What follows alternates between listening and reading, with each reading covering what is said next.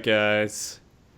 Welcome, everyone. Today is Saturday. It's April 16th. I'm Frosty, and of course, this is MogTalk. If this is your first time joining us, MogTalk is a show where we discuss a variety of topics involving Final Fantasy XIV in hopes to keep you a more informed player and actually make you become a better player. Whether you're a Sproutling, or you're farming Savage, or you're unranked trying to be Diamond ranked now in the Feast with PvP. Today, we are going to be discussing the most recent addition to PvP, the Feast.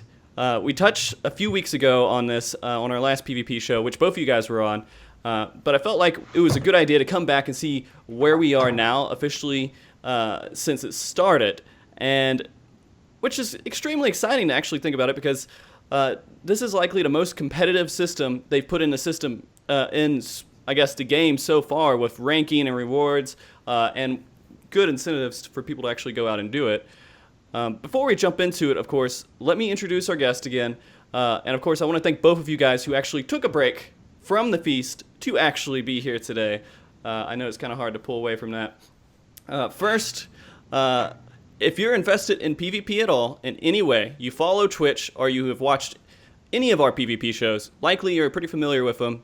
JoeNeverFails, what's up, man? How you doing? What's up, Frosty? Pleasure to be back, dog. Yeah, man, definitely. I love having you on here, but I do want to, for some people who might not know, do you mind just telling everybody kind of your experience so far with the Feast and your involvement with it? Yeah, I started playing PvP like 4 weeks before Frontlines came out. I started in the Wolves Den, started rocking out. This is 2.1, 2.2 era, like way back in the day. I've been playing PvP. It's one of those things where like you play PvE long enough and you learn the dance and it gets boring. And what else is going to mentally stimulate my gameplay in Final Fantasy XIV? So started playing against other players, got really involved in it. I started my first ever PvP campaign, PvP awareness campaign at FanFest 2014. So I'm wearing the original shirt, Captain of the Goon Squad. It's the original. I thought I'd throw it back to that today. And I just started, trying to get people involved and invested in PvP because I felt like because of like how beautiful the game was and progression in terms of MMOs and things like that, maybe a year from now, 2 years from now, it might be really fucking awesome. So started trying to get people involved, got involved with Nikosa, got involved with Pochi, got involved with a lot of the Aether data center PvPers about 9 months ago, almost a year ago, and started doing Friday night fights, started broadcasting Friday night fights, informative, helping people with gear sets, getting involved in like the introduction to PvP. And now we broadcast PvP, probably, I don't know, I wouldn't say this, but one of the most well-known Twitch broadcasts for PvP on Twitch, which is pretty cool. So that's about it. Yeah. Play nice. Swagoon, dog. Play that Swagoon, baby. Nice, man. All right, and then, of course, we have Eve coming back here. Eve. Yeah. Who is, you've been really involved with PvP community for quite a while. And, I mean, how I kind of know of you as PvPReborn.com. But you have other outlets that you've actually been involved with, right? Or is that mainly it? Well, PvP Reborn was like when the official forums was kind of like I'd like to be nice, but Frontline cesspit is probably the best thing where everything was overpowered and everything was terrible or amazing at the same time from different people, and then they just like insult each other until someone got banned. It was a sight to behold. But yeah, I've been around since Wolves Den, like a few weeks after Wolves Den started. I took a quick break between. I kind of got burned out, came back, and then I moved from the EU servers to first Leviathan on Primal, then I went to Japan, then back to Cerberus, then Ultros, then Leviathan, then Ultros, and eventually we're now on Aether. Nice. And we've set up the probably, I think it's the largest non-Japan PvP free company. Okay. I got you. On Aether and stuff. We did thousands of matches in preparation for the Feast, improving each other's skills and stuff like that. All right. So I want to ask you guys both a quick question just to see kind of where you guys are with the Feast so far. And Joe, what have you been participating with the Feast at the moment? Have you been doing any kind of 4v4 pre-made, or have you been doing solo queue? Have you been able to jump into it too much? I've been solo queuing because I'm still in the process of finding a solid 4v4 group. It's a serious thing when you want to say, hey, I'm going to commit all of my time to 3 other people. And you want to have 3 guys that know what the hell's going on. And for the most part, I literally haven't really even begun looking, but I know I am looking. So I let my FC know will be a process. So hopefully I'll be trying out and grabbing a team and doing a trial by fire and Rum Raisin fan club sometime soon. But I've got a lot of other things going on. Like I don't have a lot of time to find a 4v4 team, so I just go in solo queue, which isn't the most positive for my mental stability, but it still is still getting my PvP action from it. Yeah, I mean, Preaching to the choir. Yeah, I actually have been doing only solo queue. I haven't done any kind of 4v4 at the moment, and I've had fun with it. I feel like I don't have to let anyone down except for people I don't know, so it's okay if I go in there and I'm going trying to figure out the fight and everything. And I know what I'm doing for the most part when I go in, but if I go in and I'm not 100% sure of it, there's no one that's like, oh well, this guy's above me all the time, I play with matches all the time, and I feel like I'm always letting this guy down. It's never that situation. So so Eve, how are you treating it, man? Well, I was like, oh, what's the best way? Like yesterday, my hair was really long and a bit scruffy. I was like, what's the best way I can get a haircut for free? So I played solo queue. Solo queue. Albert's I yelling. thought I was you going, who's the talk? Oh yeah. Yeah, I've done about 40ish matches now, I think. Done a fair amount of team with 4v4s with the SC. And eventually, because there's either new teams or time zone conflict, and eventually people stop queuing, and then we just run out of people to play aside from each other, which doesn't really net ourselves any points. So we do the odd in-house fight, but it's kind of unfair on the person that's rated higher because it's quite an even matchup, and if the lower ranked team loses because they've had less matches, then you lose like up to 50 points just to have a fun match. It's not that fair. But yeah, in solo, it can range from like everything just like meshes together and people just do their jobs and no one has to talk, or the tank picks up 10 stacks, line of sights you, dies, blames you. Oh yeah, I've just so many times. I've had more than my fair share of being losing because of the 10 stack tank. It's just a case of eventually once you get past silver and then into gold, you'll stop getting queued with. And we've tested this. Next cross is now gold, so he's now no longer being matched with unranked people most of the time, like maybe 90% of the time. His queue times are suffering for it because not many people are at that rank yet, but it seems to be, it picks up when a lot of more bronze people come on. Okay. So it's kind of like, I guess it's like ELO hell, except as long as you put enough time into it, you're going to get out of it unless you belong in that rank, which is a really horrible thing to say, but that's the point of ranking. Yeah. I mean, in the end, once you hit where your skill level is, you're going to have a 50-50 win rate. I mean, that's kind of, more or less it's going to be a 50-50 win after you get past the first, like, unranked part and everything, and you're actually facing people who are trying. I feel like, and that's to be expected until you figure out how to get better. And that's part of it. But let's go ahead and start this off today.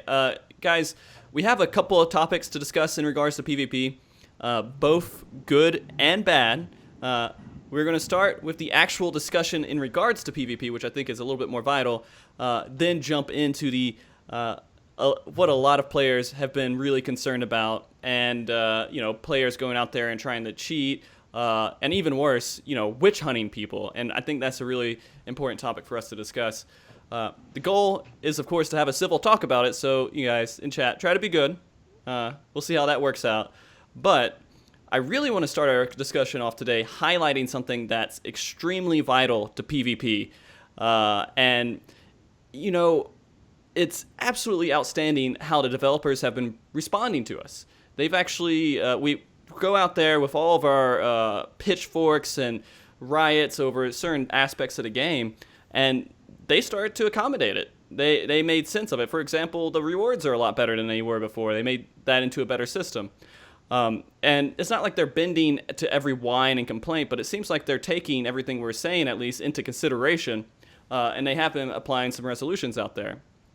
And a lot of people haven't picked up on that yet, which is funny because the notes came out and told everyone what's going on, and I would ask people questions about PvP, and they're like, I don't want to do it because there's no pre-made rewards. Yeah, that's been fixed. Yeah, but the problem is they didn't post it.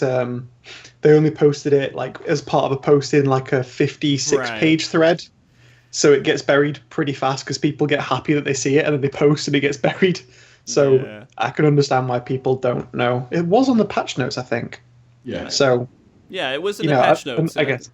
It was there, so it's out there, guys, and the situation has been getting a lot better from preseason, and they have to go out there and figure out what we want and how to make it an actually enjoyable system. Yeah. I think so far they've been doing a pretty good job evolving, but that's just my opinion. You know, I could be completely wrong. I do want to ask you guys, do you guys feel the same way about it? I think that it's been one of the happiest changes of direction that Square Enix has made has been like somewhat even thinking and considering about and considering the PvP population in this game. For a long time, they just considered us not large enough of a population to matter, where they'd like actually have to pay attention to the things that we needed and we wanted. So like we honestly, and this is from personal experience, and Steve, you know this, like people were taken very, people were just completely ignored and banned on forums for a long time. They're just like, just ban them, don't worry about it. We don't have to deal with it if we just ban them, you know? And more questions grew and more time increased, and people broadcast more and more content and made more and more people aware of what PvP is and how exciting it is. And, you know, websites became about, and different tools on the internet came about, and people realized like, wow, this is there's actually a community involved in this, you know? So when me personally, when I think about, you know, the people that I've met in my career, and there's the connections that I've made at Square Enix and the connections that I've made in this game, you take a step back and you say, hey, how can we not be working together? Like, how can there be such a difference between such a large amount of information and actual player experience to the people that are making this real? You know, how can there be such a difference between somebody who's like programming the game that's probably not investing thousands of hours in PvP to the people that are investing thousands of hours in PvP that can't have their voices heard, you know? And it's been an incredible opportunity to be able to convey messages to Square Enix and have them be considered. You know, now they're vigilantly surveying and observing the forums and looking for general trends and feedback, and trying to find the difference between like one Dark Knight who's upset that his MP management isn't good enough and wants X, and then the grand scope of balancing the Dark Knight class saying, hey, it would be great if this was added in addition as opposed to just one player's needs or wants, you know? So like there's a large portion of people that were upset about the Ninja and Warrior nerfs, you know what I mean? Right. But in the grand scheme of things, it really will probably help balance the game out a lot. So, you know, I love the fact that I can reach out on a forum, or me personally, I can reach out on Twitter, I can reach out on an email and say, hey guys, like this is something that we've got for you guys to consider. This is X amount of people that have backed off on it. Please seriously consider what this feedback is and take that into consideration in the next set of PvP patches. And we were here on the show 3 weeks ago, and we talked about stuff, and I was on several other different places, and I've been talking about this stuff for weeks, and most of the things that we've talked about have been implemented in the game. And that literally comes from a group of players that are serious about improving PvP in Final Fantasy XIV. So when you can say the community itself of the most hardcore players of this game are making an effect or having an effect on the outcome of real-time play, that's, I think, a beautiful job on the development team side, I think personally. So nothing but hats off to them. It's a beautiful, beautiful job they're doing. I think Joe kind of nailed that pretty hard. See, I don't know if you have anything else to add. I heard you said my name, and I was like, I'll just let Joe keep talking. Just let him keep going. Yeah. So like from the experience of like being in PvP, like they added Wolves Den at the start, and then like, yeah, this is great, and then like we heard nothing. Like there's a bit of balance changes here and there. Like they were mostly okay. Then it came to front lines, and then nothing. They ignored it aside from, oh, we added a new mode on the same map. Just go to mid and beat each other up. Yay. And things like that. And then the Kane Feast around, they're actually making an effort. And their first attempt at it was catering to people complaining, and they've turned that around, and now they're actually listening. So yeah, like over half of the stuff we suggested to them in the document, plus the second document Nikosa put forward for the team rewards, which they're the same. They're the same as the solo rewards, just a different color. But it's still something for the teams because why have a competitive mode without the most competitive mode in it? Right. I mean, that is the most competitive. Yeah, it sounds very elitist, but that's the point of competitive and ratings and things like that. Like people say, yeah, it's just an ego trip. It's like, well, it is, but it's also to see where you stand compared to other people, and then fight the people who you think you can beat. Not you think you fight other people and see who you can beat and things like that. The point is there's going to be a large difference between somebody who comes in solo queue with no idea, an average PvPer, and then a very, very skilled solo queue PvPer in terms of the rank that they will be able to climb. When you consider 4 of the most incredibly skilled PvPers in solo queue combining into a team and playing together, that in itself is an awesome feat. But to not be able to reward that type of skill in this game, it's another level to be able to communicate. It's a whole nother level to be able to communicate. So if you're not rewarding those people, it's kind of it's remiss. Like it's terrible. You cannot ignore that. You cannot ignore that population of the game where they're literally the best players in the world combining to create Voltron PvP team. You know what I mean? Like, well, you can't ignore it, dude. If you guys had to pick just one change that they did in the most recent patch at the beginning of Season 1, was that the one change that was the most important one that they made? The team one, yeah, I'd say it was. Okay. It's hard to compare that to the balance changes because the balance changes you can't look at a specific one because if it was on its own, then it would mean nothing to someone who understood like generally the meta, what the current meta picks were and what they're going to be. Like the Dark Knight change, I said before, like it's either going to be brutally overpowered in solo queue or terrible in both queues, and I haven't actually had enough people play Dark Knight who know how to play it to see. So right now it's like they have a bit more of a threat in damage, but I haven't seen a single Carnal Chill make an effect yet in solo queue. Maybe because I'm not looking, but yeah, I'm kind of trying to keep alive. Okay. It's definitely the decision that's going to have the biggest impact on the game overall because you're going to have more people considering 4v4 team queue, which is really big, and it's also rewarding those players that are going for it. I kind of shook my head in the beginning at first because there are some really big changes that have been made in this last edition and since Season 1 came out. So like in terms of gameplay, it may not affect the actual gameplay, but in terms of the overall the atmosphere of PvP, it's definitely the biggest change. Okay. All right, and so diving into this and everything, after they made all these changes going into Season 1, do you think we're off to a pretty good start? Or is it's still like ridiculously broken and there's a lot of things that they need to fix?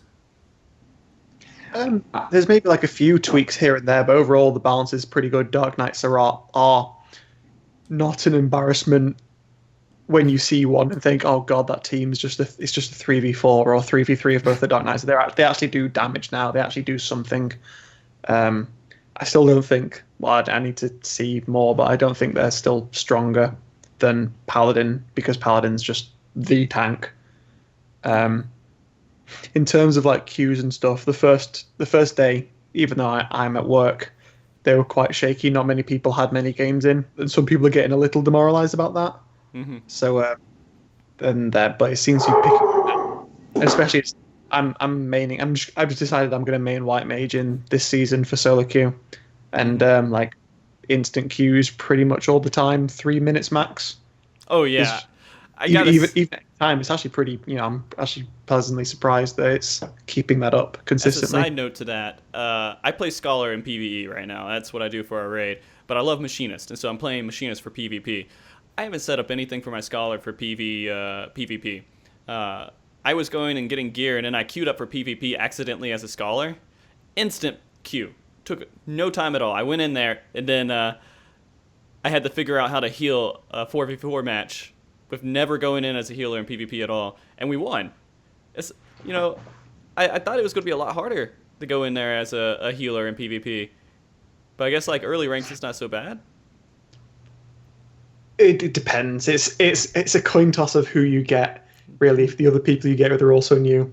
A lot of scholars I've seen, like scholars are very powerful now. Like, I don't think they're White Mage powerful but they're very consistent. They're extremely consistent now, especially that they're immune to having their Aetherflow stripped, which means I can't just go Astro, or T-Pan can't just go Astro. And when they use Aetherflow, we just knock it off straight away. Because we've been used to that in Wolves Den. That was like one of the reasons we went Astro, because it had a win condition against Scholar. But even with that, I see a lot of PvE scholars coming in, and PvE scholars like to use Physic to conserve mana, which I understand, but people die when you use Physic over Adlo. No. Adlo's the only thing. I think I use Adlo and Lustrate, and that's all I used the entire match. I don't know if I used anything else. Eye for eye deployment tactics. They got a fairly strong kit. Yeah, I mean, they're really strong, but I mean, not knowing anything, going in there and Adlo and Lustrate was pretty solid just to go in there and make it work, especially with lower level tier guys. But, all right, Joe, I wanted to ask you a question here, too. With your experience so far, are you happy with PvP, or are you kind of upset with anything that's still with the system going on? Well, and this is like basically what I want to be able to express today, and this is like I'm happy because I've got a piece of content in the game that Square Enix has literally catered to people like me in my community, which is awesome. You know what I mean? They're listening. We're participating in the community, in the game, the gameplay of it. I am participating in the gameplay of it, and I'm enjoying that.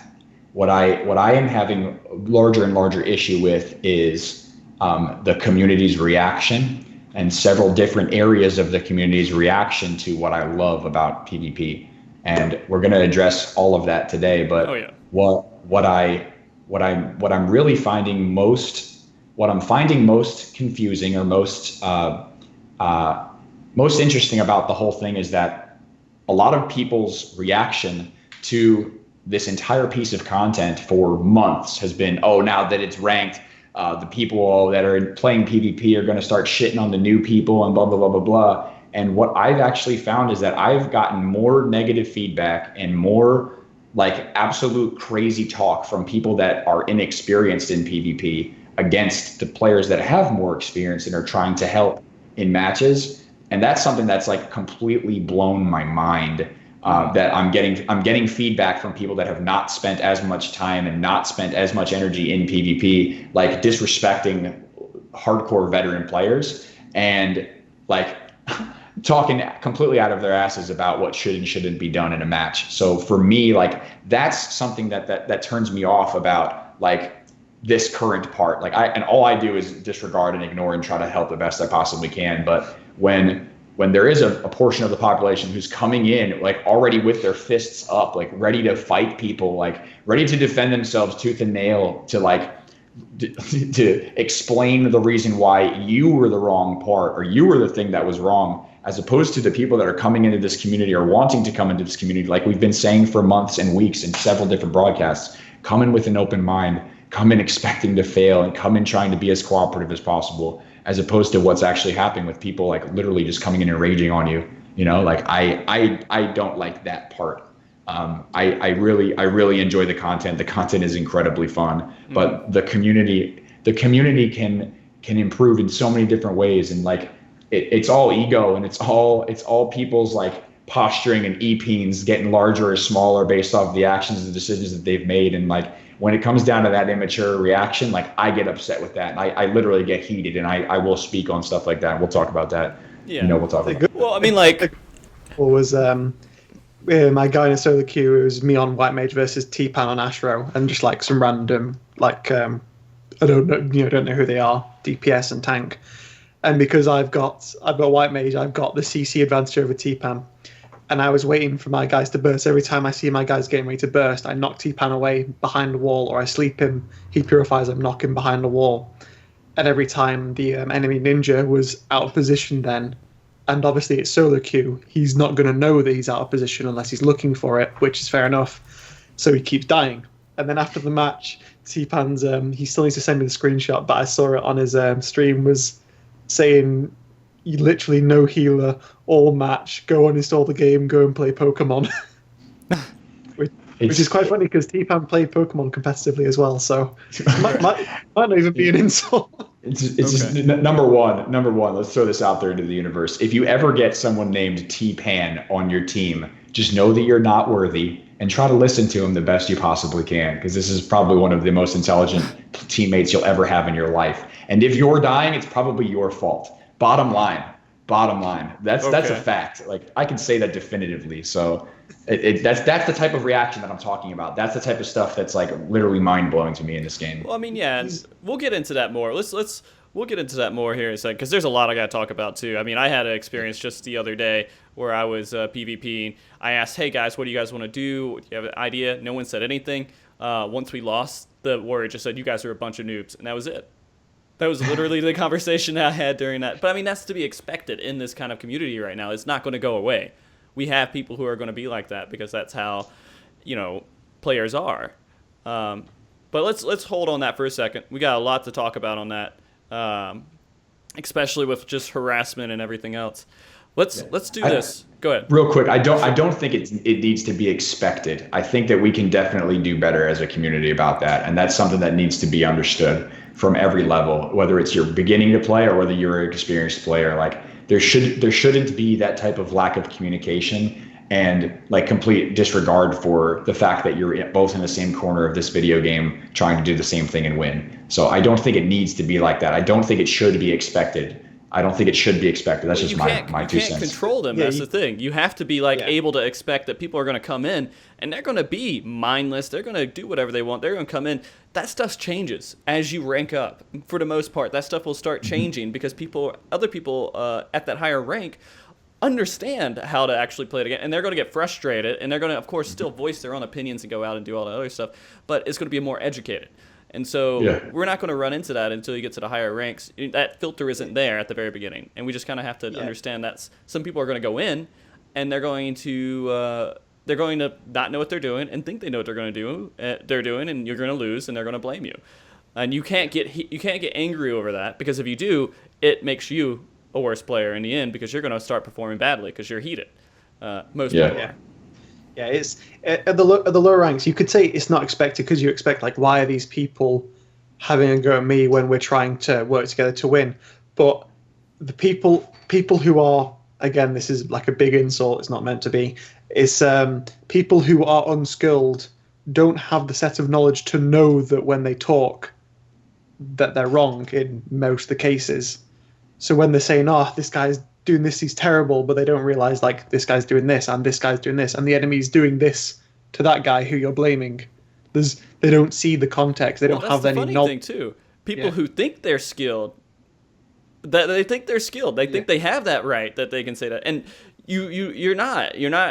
No one is ever at their peak in this game until the game's broken, and there's no way that you can get any better. And I don't think that's going to really happen in this game. And so I think everybody should kind of.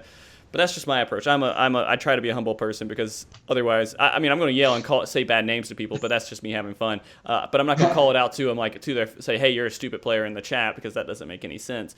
I'll say it on stream. I'll yell at them, like, "What are you doing, Warrior? Go out there." And like when the Warriors are out there, like, you're 1v4ing the team and our healer's dead. And anyways, let's get back to. I've taken to a point of not to call anyone names to try and make it worse. But if I do, like, start getting really angry at people for being terrible, I'll just start to spam enter and just random letters while I'm casting. Just so if I do that, you can tell I'm angry. Yeah. All right. So we got our early impressions so far on this. Let's get into actually how the matches are going so far. And it's really hard to tell because it's been out for just a few days. But have you guys seen any comps that seem to be, like, extremely strong right now after the changes, or are they pretty much the same they were before? It's like Machinist, Black Mage, and people are getting onto realizing how powerful Bard really is, because in the pre-seasons in solo queue, everyone was like, how terrible Bard, why it's 3v4. And now people are realizing, wait a minute, Bard has a huge burst and it has huge utility. I just didn't realize it. Yeah. I had a Bard pretty much do 10k damage to me in maybe one GCD with Barrage and a few other things, and they just... How do you really combat that? But, I mean, I also had 4 stacks of vulnerability on me, so it's going to increase all that. But, I mean, it's crazy. A Bard could pretty much one-shot you if you have any vulnerability stacks on you, if they have all their cooldowns and they got everything going against you. But, yeah, they're really strong. Okay, Joe, what do you think? It's tough in solo queue because I haven't had as much experience in 4v4 or any experience in 4v4 team or group queuing. You never know what you're going to get. So when you're with people that don't know how to work synergistically together, they can't really take advantage of the comps that we've been talking about being like the more synergistic compositions. They just nerfed one of the really big damage dealing compositions in the warrior, the warrior Astro Summoner Ninja comp, which was cool. I liked that a lot, but at the same time, I still think White Mage Paladin and almost anything else is like really, really, really strong right now. To know how both of those classes coexist together, plus Tetsudo, plus Hologround, Cover, Attunement, Benediction, everything that White Mage has, it's really, really, really difficult to.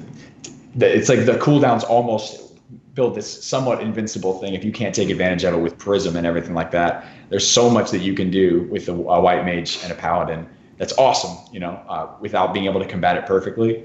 I really haven't seen, like, the computer doesn't pick these compositions that are like super, super OP. Right. So it's just like where certain classes shine, which I like to see in solo queue a lot because it's a lot more about the individual and an individual's performance. Like if you have a good healer, which is great, being a really good DPS right now is honestly OP. Like the next cross and the Furleys of the world, 80% win ratios, already in gold. You know what I mean? Like these guys they're amazing and they can carry a team by themselves, which is a whole nother level of PvP. I haven't put the amount of hours to get to that point in my game, which is why I don't talk shit about being good in PvP. I just want to get better. And Furley lost 12 matches in a row today. Oh my God, that's like it's literally world changing news right now in PvP. That's incredible. Oh my God. It's rough. When I see a Paladin, I just start sweating bullets. I'm going to be honest with you. If I see a Paladin on the other team, I think I'm probably going to lose this match. Because the Paladin just stuns, goes to the next person's stuns, goes to the next person's stuns, and they just have this whole like layout where they can completely control how much damage is going out for a good bit of time there. And then they can cover. Then they can like do all this absolutely ridiculous things to stop their team from taking a lot of damage and lock up your healer. So when they're doing ridiculous damage, you guys can't do anything about it. Yep. And when I see a warrior, it's not so bad. But when I see, I don't feel too bad about it. I'm like, oh well, that's a strong DPS class right there that I need to worry about. That would be really hard to kill. And I'm going to be honest. When we're talking about buffs at the beginning of the game, I just want to jump on a small tangent here because that reminded me because I have so many warriors that instantly jump on that offensive buff. Is the first thing they do. Where do you guys think that the buff should go in most cases? Depends on your comp. If you have a machinist, generally I would say the machine should take both. But a warrior with an offense buff is no one's gonna dare try and take, because lots of people will focus the offense buff if they don't have defense to try and get that damage down.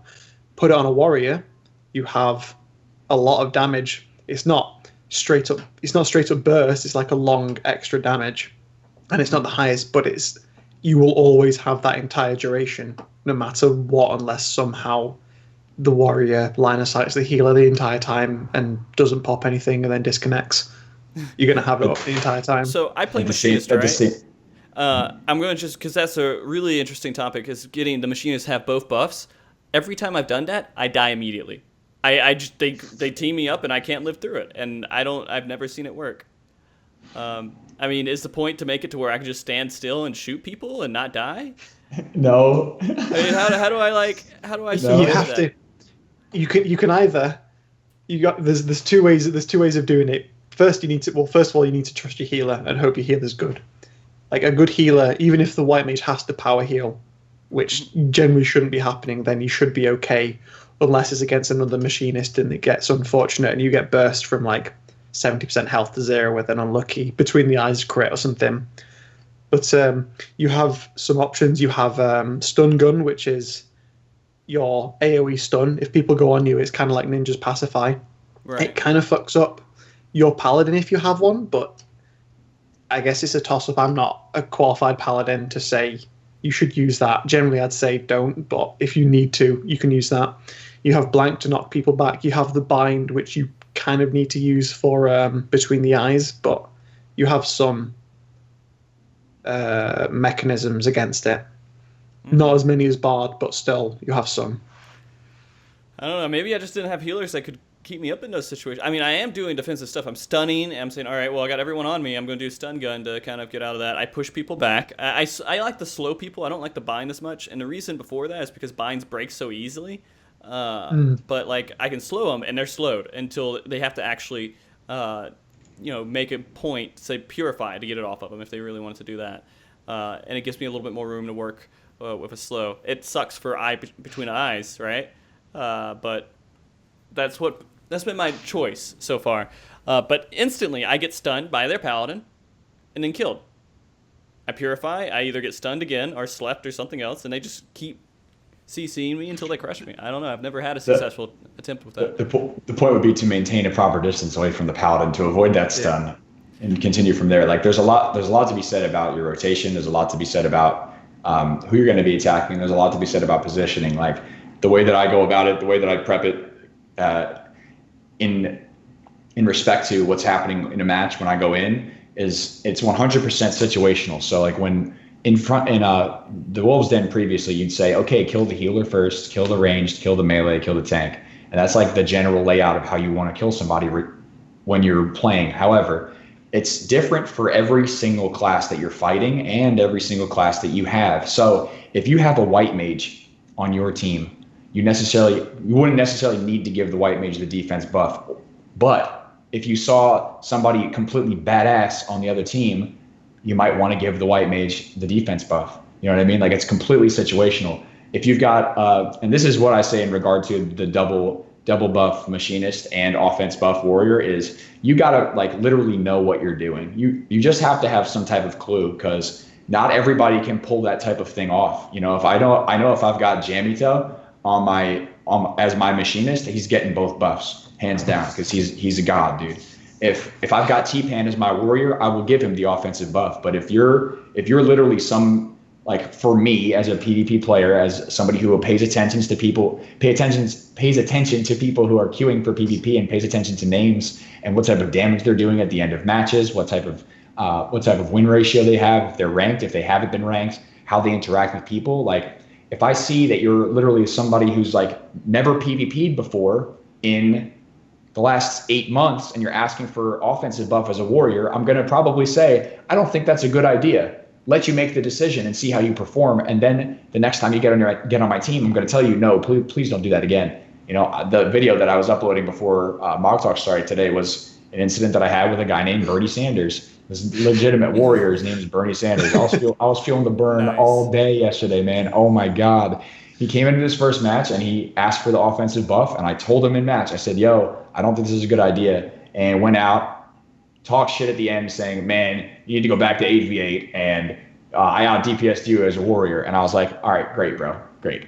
So we go into the next match and I tell him like, bro, please don't take the offensive buff. He runs over to the offensive box. I break it. He stands in the middle. I luckily get it.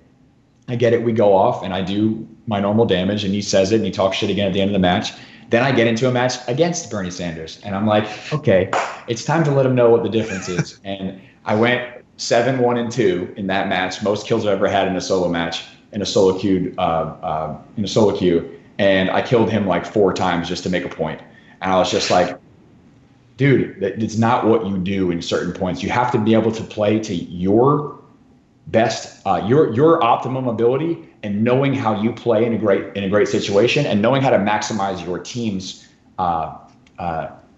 just knowing how to maximize as a team and also yourself. So I know if I'm a bard, if I'm going in and playing a bard, I'm going to tell my team, hey guys, I'm not a strong bard. I'm learning bard right now. Let's maximize our ability as a bard. Like I'm going to probably take a defense buff. I'm not going to take the offense buff and sit back and go like that. I'm going to try to communicate to my team and say, hey, by the way, T-Pan's on the other team. He's a badass warrior. He's probably going to take offensive buff and go for X player. Like we need to be able to adjust to that. It's situational more than it is like, okay, guys, if you're a machinist, you definitely get this and this. If you're a dragoon, you definitely get this. You know what I mean? If you're a warrior, you definitely get this. Mm-hmm. So it's 100% situational, and more so based off of the other group's comp and how you're going to react to them or proact to them than what you're going to do with my group or what I'm going to do with my group. And what I see a lot of people doing right now is a lot of less experienced people are like, go for the healer.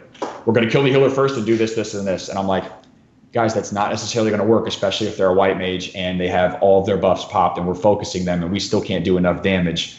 We still can't do enough damage to break through their prism. So, it's just all popped buffs for no reason. And then you got another 80 seconds to try to survive before they kill you, So. Yeah, no, and I agree. Let's hope that guy changes his name so he won't be like completely trolled. All right.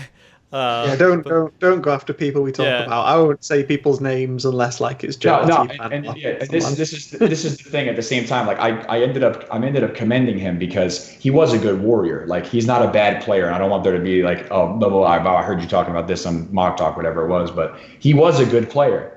But in his initial attitude and his initial response was somewhat foolhardy and somewhat like super confident in a way that he wasn't able to perform to it. Later on in the day, when I had matches with him after I ended up putting a whooping on him, he changed his approach. I was on his team and he goes, okay, guys, DPS take this, this, and this. And how do you want to go about priorities as opposed to going out and commanding it? And that was a positive change. So I have a lot of respect for that individual at the end of the day. I have a lot of respect because he changed his approach based off of information. And that was the big difference for me. So I do have a lot of respect for that guy. I'm not like trying to talk shit or bash him in any way, shape, or form. Good. If Bernie beats Clinton, then it's all on Joe. You heard it here first. Yeah, there is his approach. Donald J. Trump is queuing too. I'm just saying. There's a From difference. Gilgamesh. Yeah. Oh, man. All right. So that's, I think, a really good point to make is once you get into PvP, you're going to start seeing some of the same players and you'll be able to kind of react and kind of work with who is out there. And if a player is not comfortable taking both buffs, don't make them take both bumps. Just, you say, hey, go get one. I love just taking defense buff. Communicate. You should be. You should be as arranged. And so I want to take defense buff, and I want to give someone else the offensive buff. And I think that usually works out best because they're still going to try to focus me down because there's this thought process out there. You should always try to kill the machinist. And so if I have the defense buff, they might kind of split their decision up. And if the team's not communicating, they'll start attacking two targets, which kind of isn't a great idea. But I've seen in some matches that actually turn out to be a great idea. And I've seen that mainly because some healers can't handle two targets taking damage at the same time. Astros. Astros are really bad at it. And so there are situations, I think, out there where if someone is going into the fight, they say, hey, there's an Astro on their team, let's split the damage up. Do you guys think that would be a viable strategy at all? Absolutely. It's generally, we call it like double threat or triple threat if you go on 2 targets or 3 targets. Generally, like, say, if you had a summoner and you get a Bane off and then you split all the damage out, an Astro won't be able to heal 3 people. They won't even be able to heal 2 generally. Like, they'll have to blow, because generally Astros will blow everything on the first burst. So if that burst is spread out, they have to blow everything on multiple people instead of 1, and they're bound by their GCD because of the shield. Mm-hmm. And they can be quite, that's their big hang up is multiple pressure from different areas. They're really efficient. I don't think it's efficient, but they're really good at consistent at one person taking damage, and they just power heal that all day. Like Sinistry, get the cards up, bowl, just spam heal. But when you spread it out, they have to start trying to go between each one, and then that gives you a chance to get one of them. It's it's a good play, especially versus Astros. Yeah. There has been some talk about Machinist and their Wildfire. Honestly, at this point with Wildfire, I treat it as like a security blanket. It might work, it might not work. They could purify it off.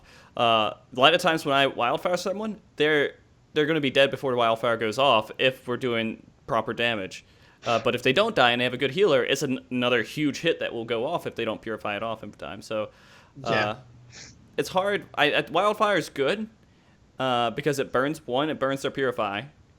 The other one, if they actually use it for that. The other thing is it makes a security in there, but I can't ever depend on Wildfire being a secure way to kill somebody. Yeah. I don't know. So Wildfire is is something you have to be used to understand if it's worth purifying. It's generally if someone uses wildfire and they purify straight away, then that's the best wildfire that machinist has ever done in his life, because he's just taken away someone's purifier for free, basically. Mm-hmm. Because that damage is not consistent. But if I let wildfire, I let wildfire stay up. If I get stunned or anything like that, or I have a lot of dots or full swing on me, then I'll purify it. If the damage is quite high and I'm healing through it, and I know I won't be able to I might not have that health when wildfire comes off, I might purify it then, because you can't attune wildfire, because the damage is already applied Right. when the debuff is hit you. So unless you're attuned when the debuff hits you, which you shouldn't be, then it's going to do the full damage even if you're in attunement, which is a really good way of how it kills people. They attune, they ride it out, wildfire times out, and then they get hit for 2k1 or attunement, and then they die, and they'll be like, how did I die? How did I get hit for that much damage? Yeah. Because not a lot of people know that. Yeah. All right. So let's actually go into some of these changes too that happened recently, and I feel like we can go over them and see if they're actually really good changes, if you guys kind of agree with them. The first one I want to hit up is the changes to Summoner and Scholar. This was a pretty simple change, right? Get rid of the people being able to take away Aether Flow, right? Is there any reason why that shouldn't have been a change? In the document we submitted, and we had with like a team from Balmont, team from Fairy, two teams from Gilgamesh. Yeah, we discussed this for a long time. It was a large talking point in the because it was either nerf Monk or buff Summoner, and we were very scared of buffing Summoner, because even after the 25% Pain Flare and Death Flare nerf, and even the nerfs to its duration, they are still an extremely powerful class played in the right hands. The pressure they put out is staggering, and they still have a free burst on top of that, which is crazy. So we eventually came to the agreement, like, if one Neon Punch or whatever, any strips took away one stack, then Monk's kind of useless, and there's no point doing that. If it took away two, then it's okay, and if it took away all of them, then obviously that's where it is now, or where it was back then, and that's kind of very detrimental to Scholar and Summoner. So we suggested the last stack is always immune, but then they went and said all stacks are immune, and it seems to be okay.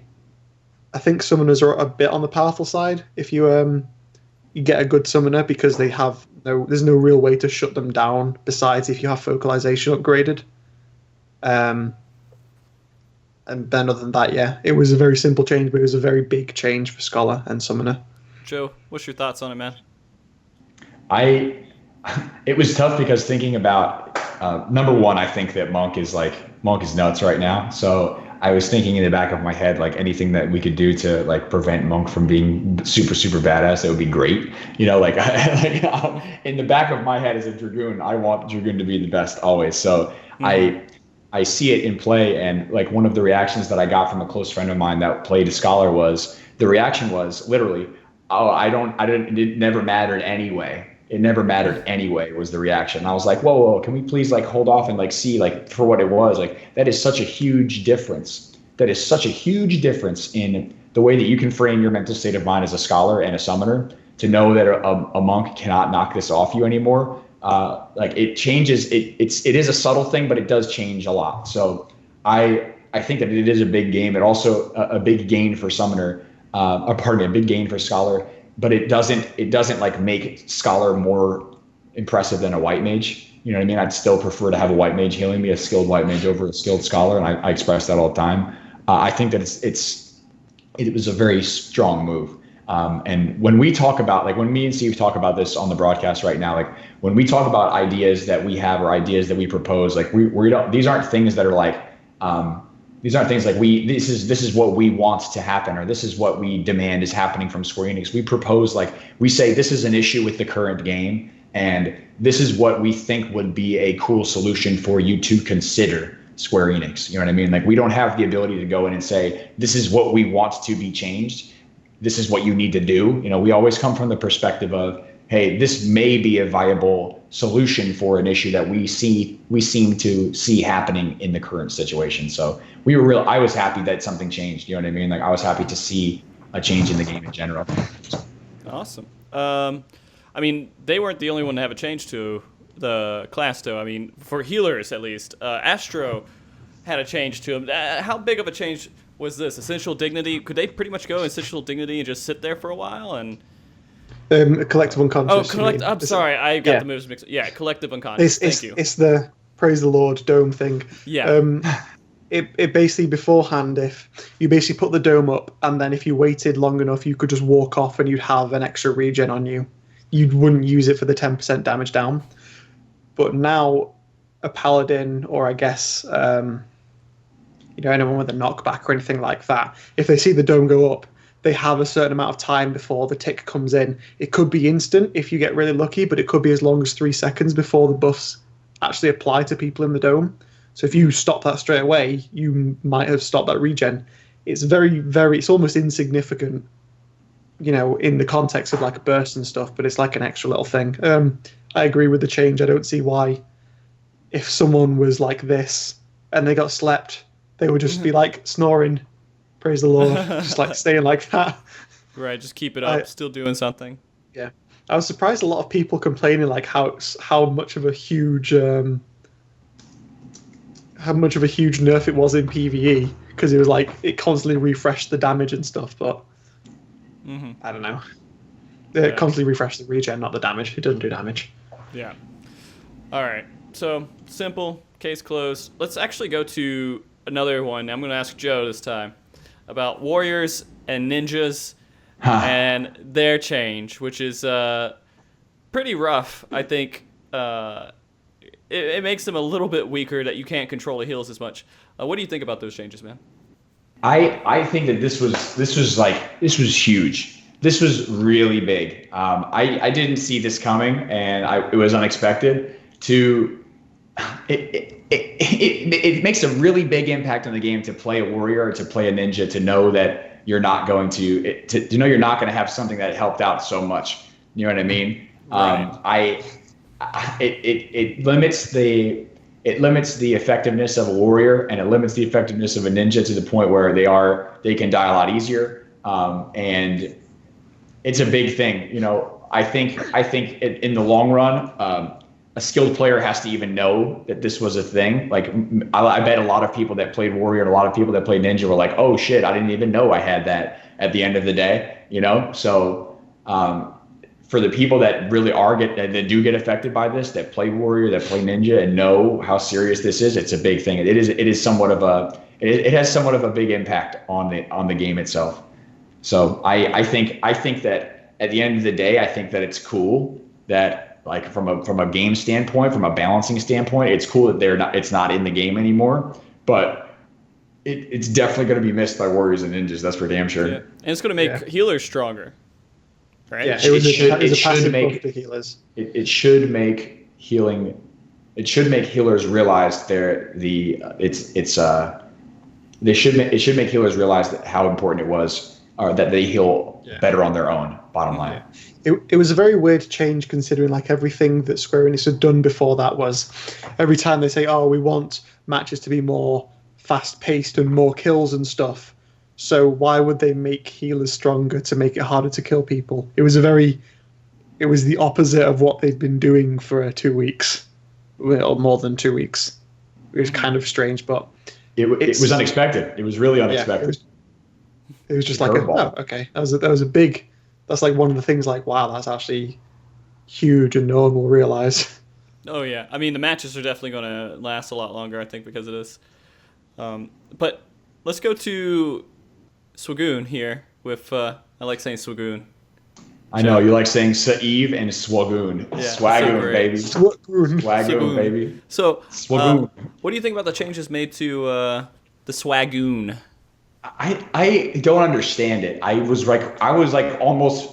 almost like to the point out where I felt like a little kid throwing a hissy fit. I was so upset that my feint got nerfed so bad, dude. Like, I felt like it was one of the things that my class like was only able to do in a really cool way because of enhanced feint.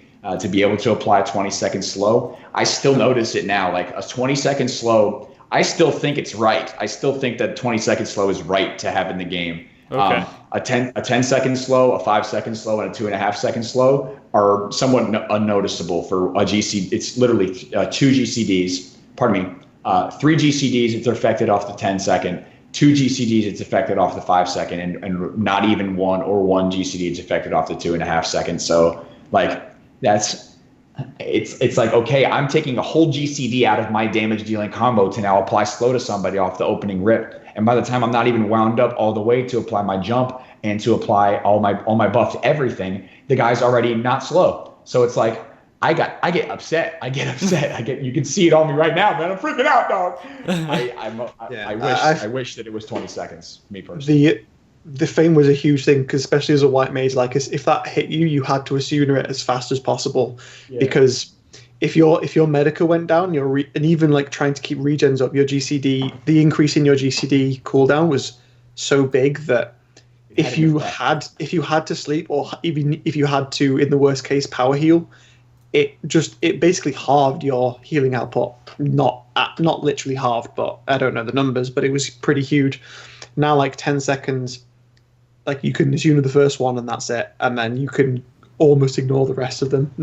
I've barely seen any Dragoons use them now. It's almost not worth it. Exactly. It's not worth to use in my combo anymore. Literally, it's not worth. Where it had such a great effect, where somebody would have to be affected by it. If I applied something to you, you had to make a reaction, where you could not ignore it. That's something that's really cool. That's really, really freaking cool about the class. Now, not so much. And on top of that, my skewer dog. Come on, man. My skewer. That skewer was so good. Skewer was so freaking good, man. Did they change? They said they changed the intelligence reduction amount. I don't know what they changed it to. Yeah, it's just reduced. It was 20% or 40% before the change, and I don't even know what it was now. But it's like, I think it was nerfed into the fucking ground. Dude. I only see the duration being nerfed. Did they nerf it other way? Different. They said they were also going to balance the intelligence reduction amount, but I don't know if it went up or down. What they said in the pre-notes was that they were making adjustments to it, but I don't think they said the exact what it was. I'm not sure. I just got upset the second they said they were changing it, and I stopped listening to everything else afterward. Yeah, I'm pretty sure they reduced the time on it. I think it's still as powerful, just like it's been reduced from 10 to 6 seconds. Good. Enhanced is 15 to 10. It's a big deal. Says it's still 40% in chat. Cool. It's still a big deal. Like to have 4 seconds less of 40% reduced intelligence on a black mage or a summoner, that's a big deal. It's the difference between 3 and 2 GCDs, it's a big deal, man. It's a big deal. That skewer is really cool because you're saying, hey, as a melee class, you're going to have the ability to affect the other caster. That's like a very niche thing. Only against a ranged caster will you be able to apply this and have it make a difference. So if I am against a bard or if I'm against a machinist, I can't use skewer outside of just empty damage. You know what I mean? So it was awesome to be able to say, my utility in PvP consists of battle litany, consists of mantra if I choose to use it, consists of feint, and consists of an awesome skewer ability. Those are, and my purify. Those are the 5 things that Dragoon has in terms of utility in PvP. To know that 2 of those 5 were affected in these last changes gets me upset. So baby's gonna go cry in a quarter. Go baby rage. Less swag, dude. Way less swag. So going on with that whole mentality, I mean, they hit white mages pretty hard. And so I'm sure you kind of felt that too with the sleep, right? Yeah, I felt it a lot, but it's still white mage. I still consider is still the most powerful healer because, I guess the reason I chose white mage was 1 because people were saying white mages were bad when they're not. 2, Astro is the most fucking boring class in the history. It's actually almost as bad as black mage before it becomes black mage. What is it, Thaumaturge or whatever? Fire, ice. Where Astro is just shield, Blizzard 2, shield. T-Pan mains it. T-Pan's like, oh, dude, yeah, man, you could do so much stuff with Astro. I was like, no, you can't. How? It's just boring. Why would you play it? So I went white mage, and we suggested that because black mage sleep got nerfed as well, so it went from 15, 7, 3 down to 12, 6, 3, which is effectively a 1 second difference because people would auto purify the 15 second anyway. Okay. But we suggested the same thing for White Mage, but they knocked it down to 8. Yeah. So it's 8, 4, 2. Even with that, they're very powerful. Like, if you can get like 5 of the 8 seconds out on the first and maybe the second one, like it will. If you do it at the right time, you just have to be more precise with it. So you think that was actually like a good change? Like this it was overpowered and it needed to be reduced. Well, it was going to be. We suggested reduced anyway. We talked about it. Yeah. I think maybe it's a little too much, but considering how much consistency I've had out of it over the solo queues, I'd say I'm not saying it's too low. I'm not saying it's too high. Well, I definitely wouldn't say it's too high because I'm a White Mage main. Please buff me. But it's not the end of the world, and it's still very strong. Okay. You just have to be. There's less room for error, I guess. And so the Black Mage change, it really wasn't that big of a deal, you think? It was like just we suggested it, and it's not even worth mentioning. It's in essence, unless they don't purify the first sleep, which they should. Yeah, there's no change. It's a 1 second change. Well, I mean, the only reason you wouldn't purify is if you think your healer's on top of it and could Asuna you, right? Or if you want to save it for something that's coming up later on. So you could get away with not purifying the first one. It's a risky move, but for the most part, you could get away with it depending on what class you're playing. Mm-hmm. So yeah. Okay. Going back to White Mage, the one thing that did change about White Mage is if I'm against an enemy White Mage and they sleep me, I actually can take the time just to say don't purify me if I'm confident that people won't die during that time, to keep the purify and keep my own purify. And then Sod's Law has it that they don't purify me anyway if I ask for it because it's solo queue. Yeah, it can't really see. That's the thing with going in the solo queue. You can't really depend on the other players. You have to kind of say, I'm going in as myself, and I'm going to help the group pass as much as I can. But you can't say, I am going to expect this player to do something to help me. Yeah, it depends. Like, say, if I went with Rika Teeks or Exorus, like I was in a few matches with Exorus today, and it's like I get sleep, I'm instantly pressing my macro for purify, and within a reasonable amount of time, unless he's like around the wall or something, bam, I've got a purify, or bam, I've got a barred one, Warden's Pay on. Barred one. Because I can't remember it sometimes, but yeah, there are some people who, you're reasonably confident that they'll save that for you unless they really need to use it. But then other times it's like, please purify me, and like no one's purifying, and then they like, dude, why didn't you heal me? And it's like, why didn't you purify me? Yeah, because there's that block of communication is you don't know who's not got purify and who has, and then they might not even read the chat. So it's not. I actually see there is one guy I would get queued up with every once in a while. He'd spam his TS info as soon as he enters the match. It's not a bad idea. Is that a good idea? I mean, people who come in and just like shit post you, like just shit talk you all the time. But I guess that would work. I probably wouldn't do it because. I kind of enjoy not hearing people in my ear when I'm solo queuing. So I don't know. That's kind of one of the things that I look for, but I'm a different type of person. That was the first thing I started doing. That was when I first got my first ever TeamSpeak server. It was so that I could spam it during Frontlines matches. I had the official Maelstrom, the free official Maelstrom TeamSpeak channel for Frontlines, so you could share it with anybody else you wanted, and everybody who was queuing up Storm on Primal Data Center could freely use it anytime they wanted for PvP, which was awesome. That was really freaking cool. It's a good idea for communication. The bottom line is like what it shows that people need to be communicating in solo queue. That's all that it is. If somebody's trying to if they're trying to do something like that, just try to communicate the best you can, whether it's through macros, through marking people, through actual text. Like you just need to use your words, guys. You need to use your words in PvP, and please use your words in PvP. Yeah. Okay, so the other change that we had here was Machinist got a little bit of a nerf for Between the Eyes. And it just kind of dampened that hit a little bit. I honestly don't notice it that much. I feel like I'm still doing good damage, and I'm still going out there and killing people. Do you guys think that it was a worthwhile change? That was just too overpowered? It was one of the ones we suggested. It's roughly a 20%, like 18% nerf in damage. The reason we suggested it was you have Bard, Empyrean Arrow, and Far Shot, like mini burst. It's not even a mini burst, it's like a 70 to 0 burst, but that's Empyrean Arrow and oh my god, Barrage. Like with all the buffs and stuff, is like roughly 1,100 potency if you add all the buffs and things like that. Machinist could hit about, it was roughly 700 potency, but it had an extra higher crit rate and it can crit. So if you hit that, it would be a 1,400 potency crit minimum, so which less was dependable. Yeah, and okay. It's also faster than Bards. Bards is, you can see it coming, and their mobility is reduced, when they're doing it. So Machinist's was like, it's like you pot some bust, you do a bit of stuff. If their shield's broken or they hit 70%, bind, bam, dead. Like that was like what they were doing. And like, God forbid you have a stack on you or something. Yeah.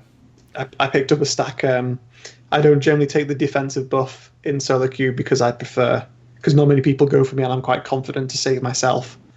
And we went against a machinist who, like, he had his burst down when he had it, and if he wanted it on demand, he had just had it straight away. So as soon as I was around a corner, I was like, bam, dead if he got it right. And then just, like, I couldn't do anything against that, which is hats off to him.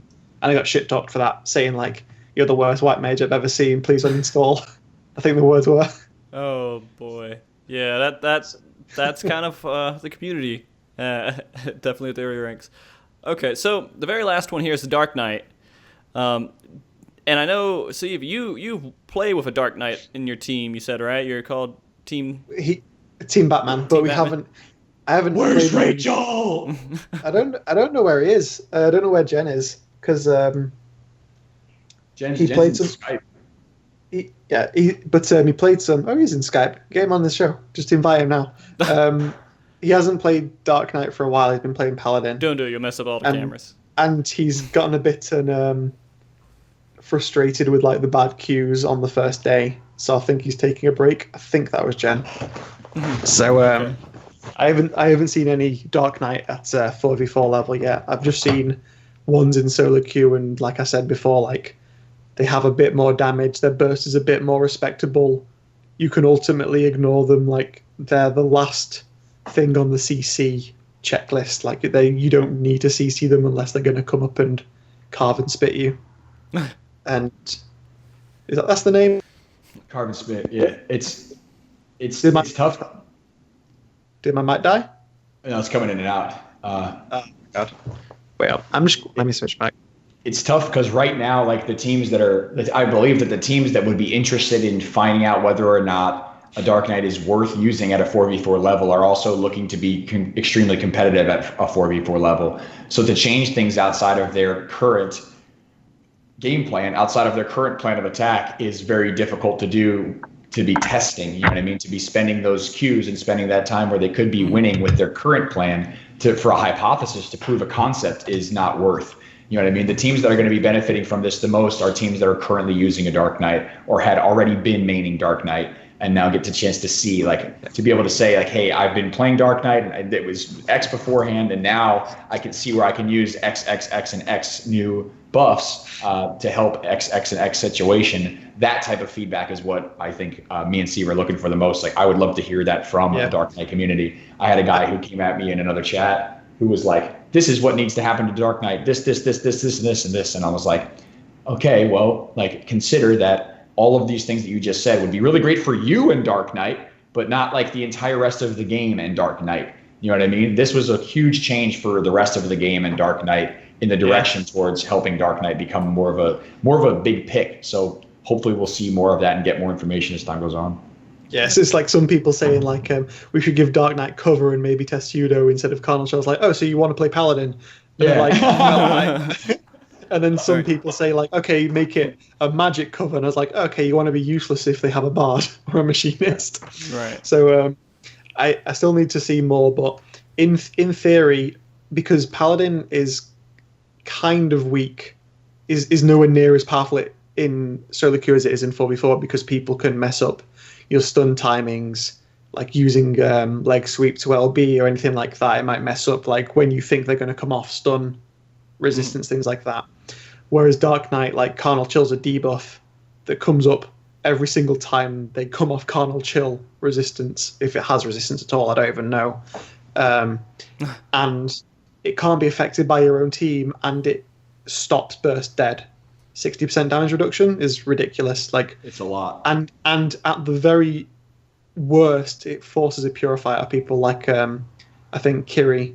Like, Kiri knows what the animation looks like for Carnal Chill, and if he's on Dragoon and he sees that on him, he's like bam purify straight away. Because he doesn't, even though it's only 6 seconds, it's that happens to him mid bursts, it's either use the purify and keep your burst. I mean, it kills your cooldowns. Like you just use your cooldowns for the burst, and it kills 6 seconds of really long, 90-second cooldowns. 120. 30%. 30% of a 20-second buff. So, but your awareness as a Dark Knight to actually be able to do that, because you have to see, the Bard's pop Raging Strike. Is he ready to burst? As soon as he's getting ready to do Empyrean Arrow, bam, put it on him, stop that burst coming out. But I haven't seen anyone who plays Dark Knight in solo queue who has that sort of awareness. Yeah. So in theory, it would be the solo queue tank carry in terms of not damage, but it's not a warrior in terms of damage, but it would still be like the defensive champion. But if you can't play it right, then you're just gonna suck because you're gonna be on Dark Knight. Yeah. Well, I mean, like, it's one of those things that people probably should go out there and experiment with, but people have to go out there and experiment with it. I mean, even the PvP community they're not focusing on it right now. And there's a lot of stuff in the PvP community that hasn't been focused on. Like right now, I can't get a solid accuracy number, right? It's always an ish number. Everyone's like, I think it's this, and I just YOLO it, whatever, it works. There's no solid stats out there. It's definitely, at the most, it is 420, so then you can blaze it with 100% accuracy. Some people say lower, and some people say it's higher than that lower point, but no one said above 420, so there's your accuracy. It's tough because a lot of people are like taking into consideration, I just missed when they're attacking a monk with Featherfoot. You know what I mean? Like they're like, oh shit, I just missed. I'm hitting a white mage in attunement. You know what I mean? Like they don't get it, dude. It's like, well, how am I missing? It's like you got to pay attention to the skills the other team is using. Yeah. And so I guess that's another reason why it's hard to calculate. So.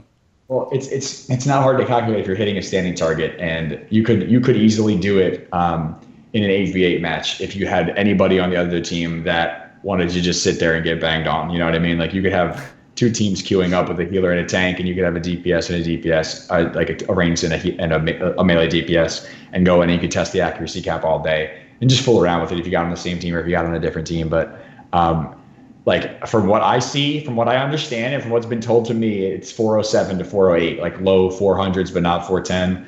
I use 2 different builds. I have a 403 build and I have a 420 something build, and one does a little bit more damage and one doesn't. It doesn't really matter because they both do really high damage. One has a little bit less debt. One replaces debt for accuracy on one piece of my earring.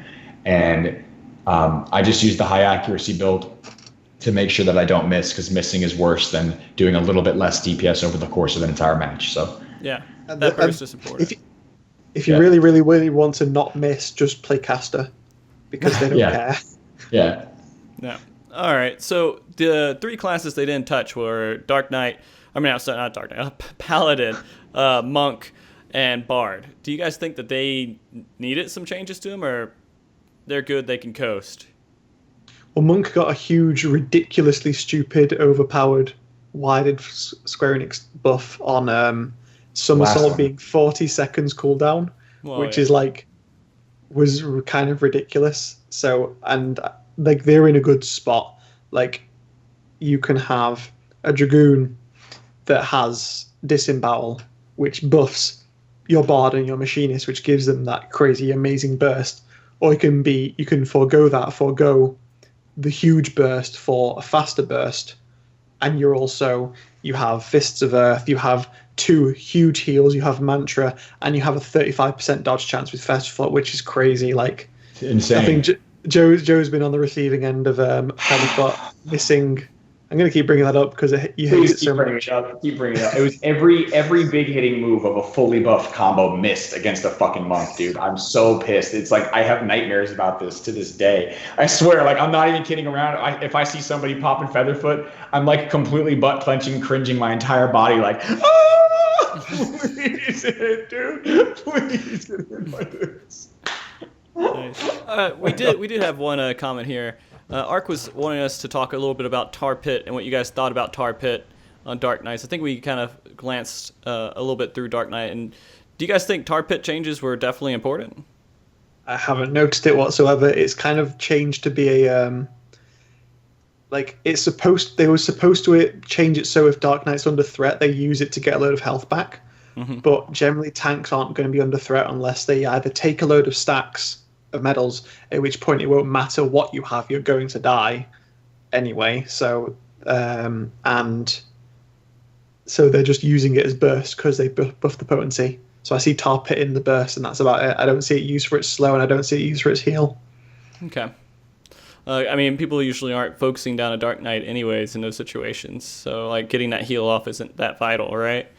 I mean, when you're trying to burst, the Dark Knight, well, how long is the cooldown on it? The cooldown's 90 seconds now. And so if you use it in your burst, you're probably not going to have it up when they start focusing you.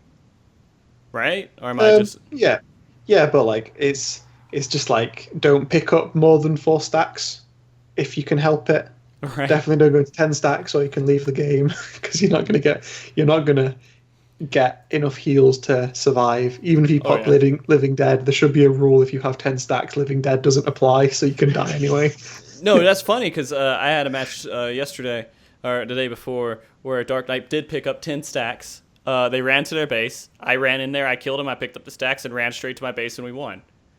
I mean, it's like a really weird, it's like, hey, you're basically saying this guy's the win condition. Just go kill him and then you guys win the game. Right. Yeah.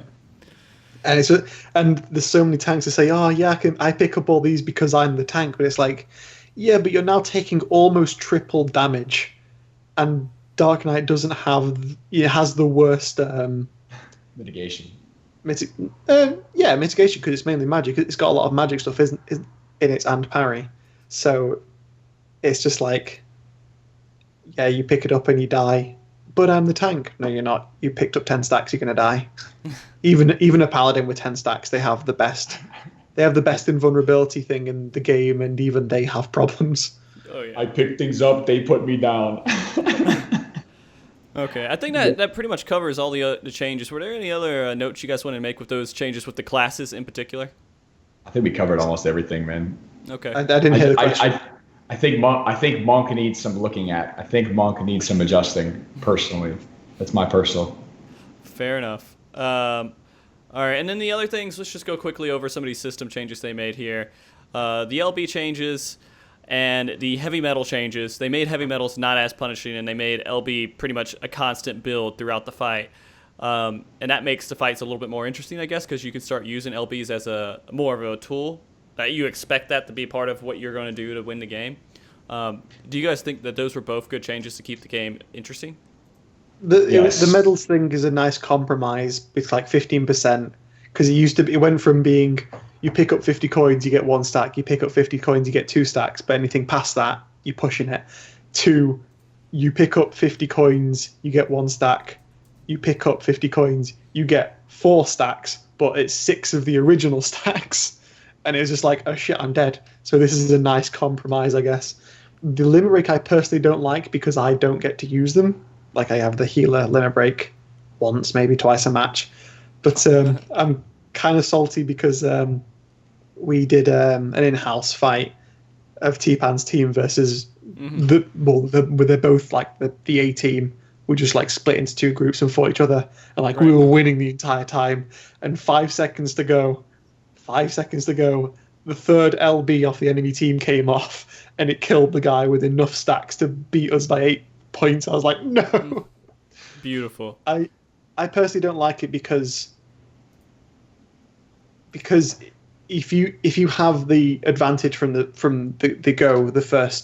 first fight, I guess you pull back, you get the adrenaline, and you don't get adrenaline straight away, and you're not getting it during the fight until you start fighting again. but you have that advantage, and they should be aware of that advantage. But now it's like, oh, we lost the first fight, we're going to get LB anyway, at least twice, maybe 3 times a match. So even if you play amazingly the entire game, they can just come back and just LB you, and if they get lucky once, they can just turn the tide, especially if your tank picks up 10 stacks. Okay. Yeah, and it kind of feels like LBs are almost like using, I don't know, getting balls in like Super Smash Bros. Brawl, right? It's just like kind of weird. It's just like getting that extra little boost, and it kind of kills the skill a little bit. I don't know. I think it needs to be addressed. It needs to be paid attention as a part of the game because it's in the game. You know what I mean? Like having an LB and being able to use an LB really can change things if you're paying attention. So if you pay attention to who picks up the adrenaline, who's been taking damage one way or the other, like I'll give you guys a great example. And this is a fantastic lol goon moment for anybody who ever wants to use this against me. But yesterday I was playing a match and I decided to limit break EOS instead of the Scholar. And my entire team was like, bruh, did you really just limit break EOS? And I was just like, oh my God. Because I couldn't, they saw EOS die and I kept yelling and I was like, oh shit, I thought I broke the Scholar. But it can literally make or break a match. Additionally, from my fooling around in PvP matches, I found that if I didn't use my LB effectively, if I used it on like somebody I was just trying to pick on or somebody I was just trying to kill for spite, you know what I mean? I could lose in the match later on if I wasn't paying attention. So it is one of those things that I really have to consider very heavily how I'm going to use my LB, when I'm using my LB, making sure that my LB kills somebody and it kills somebody that's going to have a dramatic effect in the game. So like that's the way that I think about it. I think it's awesome to have an LB. It's dramatic, it's powerful, it is a game-changing element in the game. So okay. I just need to see. I'm going to see the Joe Clutch play video that'll come out eventually, where he limit breaks the limit break box to stop the other team. It's going to happen one day. The best is limit breaking and canceling my LB, and then breaking the bots and getting my limit break backs, just so that the limit break box couldn't be gotten by another team, and still having my LB. I mean, I got adrenaline to spare. One thing I've been doing is every time I see the offensive boxes come up, I ignore the battle. I go straight for the offensive box. Is that a good choice, or is that like? It depends. There's some people that like there's a ninja, the same ninja that told T-Pan to go and play Pokemon with a lot of swearing involved. Right. He every time any box comes up, he will just ignore the fight and go off and get it. Which is really weird. He just like maybe 30% of the game he's on a box, and sometimes he'll win matches because of it. It's really weird. And sometimes I've seen people like it's 20 seconds to go. We need to LB the healer or the tank or whatever to win, and then the melee is like, "Ooh, the box came up. I'm just gonna open this." Right. It's like, come on. I mean, I see it as like basically giving myself a buff and preventing them from getting the buff, and that's why like if it's like in the middle of the match, I think it's like the highest priority thing to do. But it's a big swing, but at the same time, like I get upset in certain situations in PvP because like our healer, let's say for example both healers get killed at the exact same moment, and then you're two DPS arranged in a melee and a tank versus the other team. What strategy says is back off.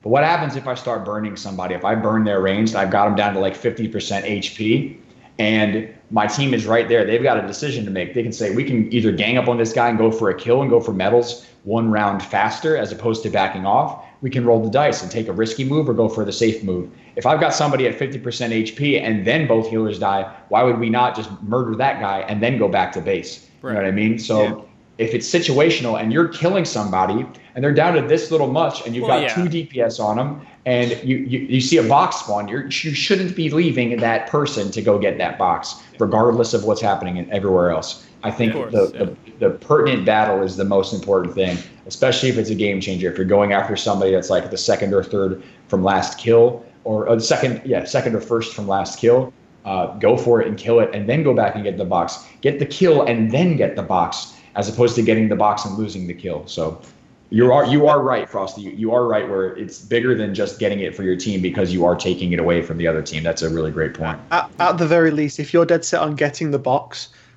don't just kill it outright if you don't need it then and there. like I think it's a bit different for the offensive box, but get it past half health. If no one else hit it, just get it past half health, then ignore it.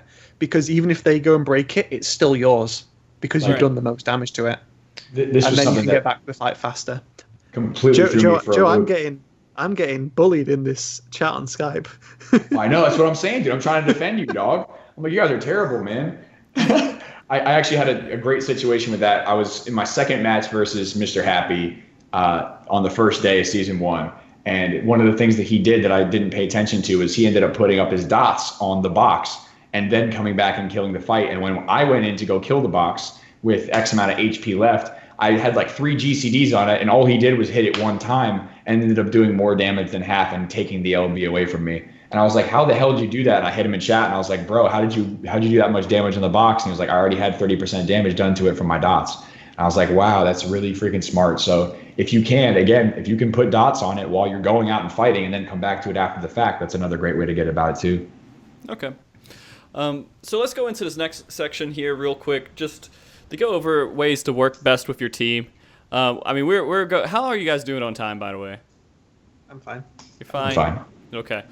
So one thing that I wanted to just make sure we hit real quick is just working with your team and things that you can do to make a successful win out of coming up with, I guess, like a random group of people in a solo queue. And, in the same way, I guess with pre-mates, how you can make that a little bit better. What suggestions could you give to new players coming in there of how to work with your team and convince people to do a certain strategy in order to win? Evaluate what you do, like, all the time. If someone has a go at you, then don't just write it off as saying, even if they are like being a bit of a dick and like they're annoyed at you or whatever, just like take the step to say, oh, maybe I could have done that better and that, because then you're going to improve. Because in solo queue, you can't rely on your teammates because there's no synergy whatsoever in the vast majority of times. So you have to do the absolute most you can to carry, which is like why I go White Mage. I actually have an effect over just healing. I can sleep the healer. I can stop DPS, doing DPS during burst, things like that. So you have to do as much as you possibly can to try and win. If you don't, you're leaving yourself at the mercy of potentially terrible players, but you don't know they're terrible and they don't know they're terrible. Right. Joe, you got any suggestions? The biggest thing is it's awareness and communication. That is the biggest things for new players. Number one, be aware. Understand the rules of the game before you engage in the game. And what that means is understand how the boxes work, understand priorities, understand how medals work, understand that if a tank has X amount of stacks, you need to be aware of getting the rest of them, and communicate it. If you don't know something, say something. If you need help or you need advice, ask, hey guys, I'm brand new. If you guys can help me at the end of this match when we have some more time to communicate, please do. Where would you like me to be? Zira said it best in chat. If there's a big old bold number 1 on somebody's head, you should probably be killing it. And now I'll add a little bit more to it. If you kill that thing with number 1, don't just keep killing that thing with number 1 over and over and over and over again when they come back. Pay attention. There's another target that's the next best thing to kill after that. That's one of my biggest pet peeves is I'll target something number 1, number 2, and number 3. And we'll go and we'll kill number 1, we'll kill number 2, we'll kill number 3. And then number 1 will keep coming back. We'll keep killing 1 over and over and over again. I'll be like, guys, please use your brains. Like there's a certain point where you have to say, like, I need to learn enough to be effective on my own. And you can learn enough to be effective on your own just watching other people, and then go out and practice in 8v8 and then try your hand at 4v4. But ask questions, get involved, ask for help, ask for perspective, ask for objectives, and communicate and have a good attitude while you do it. Don't be a fucking dick, man. Don't be a dick if you're a new person and you're trying to learn. Don't, because that's like the biggest turnoff for everybody in this game. Is if you're a skilled player and you're a dick, that's a huge turnoff because it's ungrateful and it's disrespectful. And if you're a new player in the game and you're a dick, you're turning off, you're making it bad. You're like, I honestly have somewhat of a distaste in my mouth for newer players in this game right now. And it's really shitty for me to say out loud because I am so passionate about helping people get involved. But if we've been working on this for a year, I've been working on this for over 2 years, honestly to this point. I've been working on this for over 2 years to raise people's awareness and get people involved in the PvP community. For all the new people that are getting started right now and have shit to say, right now that haven't been putting the hours in, that have not been putting the work in, that's unbelievable to me. It blows my freaking mind when we've set up all of these different avenues for you guys to get skilled and to get the information that you're looking for right now already. You know what I mean? Like it blows my mind to know that we've been working this hard for X amount of time and people still haven't found the avenues they need to find, that they need to walk to get skilled at the game. So that's expected a lot, though. And be aware. I mean, there's a lot of players out there that like are getting into the game. They don't know what they're doing. They think they have an idea of what they're doing, but they're not going to learn it until they get in there and they get bloodied up. There's enough to learn outside of a match, and I don't buy that for a second. There's enough to learn outside of a match. Like people need to respect PvP in the same way that they respect Alexander Savage. To know that you can't walk into A5S with no freaking clue and expect to not waste people's time. Straight up. And it needs to be said. It needs to be said out loud. If you're going into PvP with literally no clue, you're disrespecting 3 other people. And that's what's going to cause people to get upset with you. If you take a little bit of time and do some research, take an hour out of your day, take half an hour out of your day. Wake up in the morning when you're taking a dump, you're taking your morning pooper, and get on your freaking FFXIV on your phone, dude, and check it out and find out what Final Fantasy PvP is all about. That's all you need to do, as opposed to walking in and having the attitude of, number 1, hey guys, it's my first time. Or number 2, complete lack of communication. And then talking shit to somebody that doesn't deserve it. You know what I mean? Like I get upset about it because it can be done in a proactive way, as opposed to like, oh man. And then on top of that, there's another community of new people that are like, man, I would love the PvP, but like I can't find these groups of PvPers. Can I join you? Can I join you? Can I do this? And it's like, we've been working on this for a long, long time. And there's X amount of people that obviously want to get good at PvP, obviously, but there's a huge gap. There's a huge gap between the two. There's a huge gap. So where is the transition between the average player and the skilled player? And how does that come about? You know what I mean?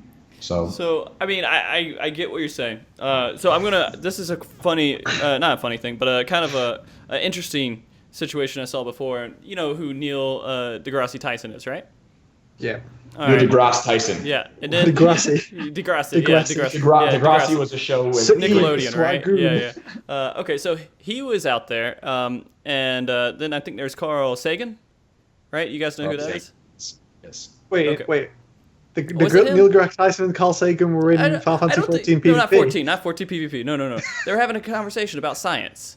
And this is just an analogy, guys. They were having a conversation about science, and this was it's a video somewhere.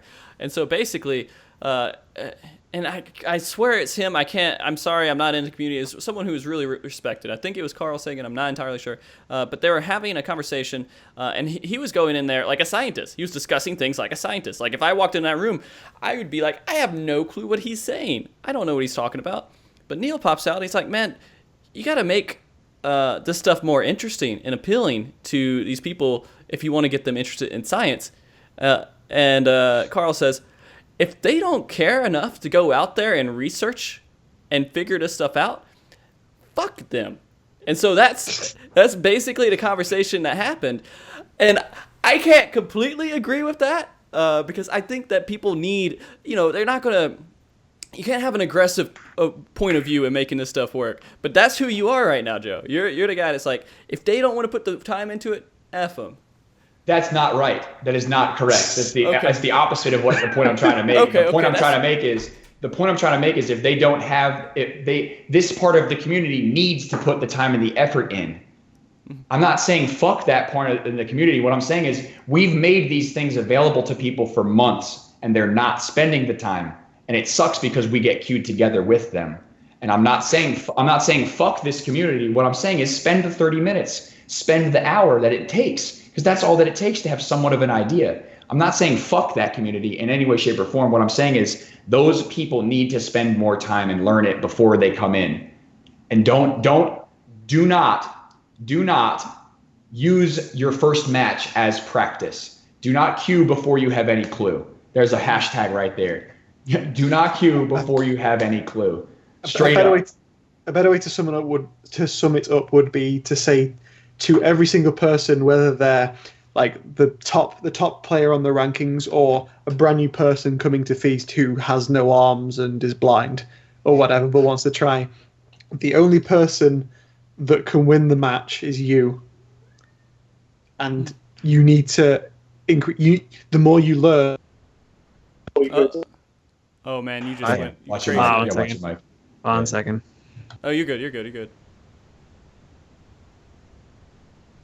And so, oh yeah, and Peck pointed out that wasn't Carl.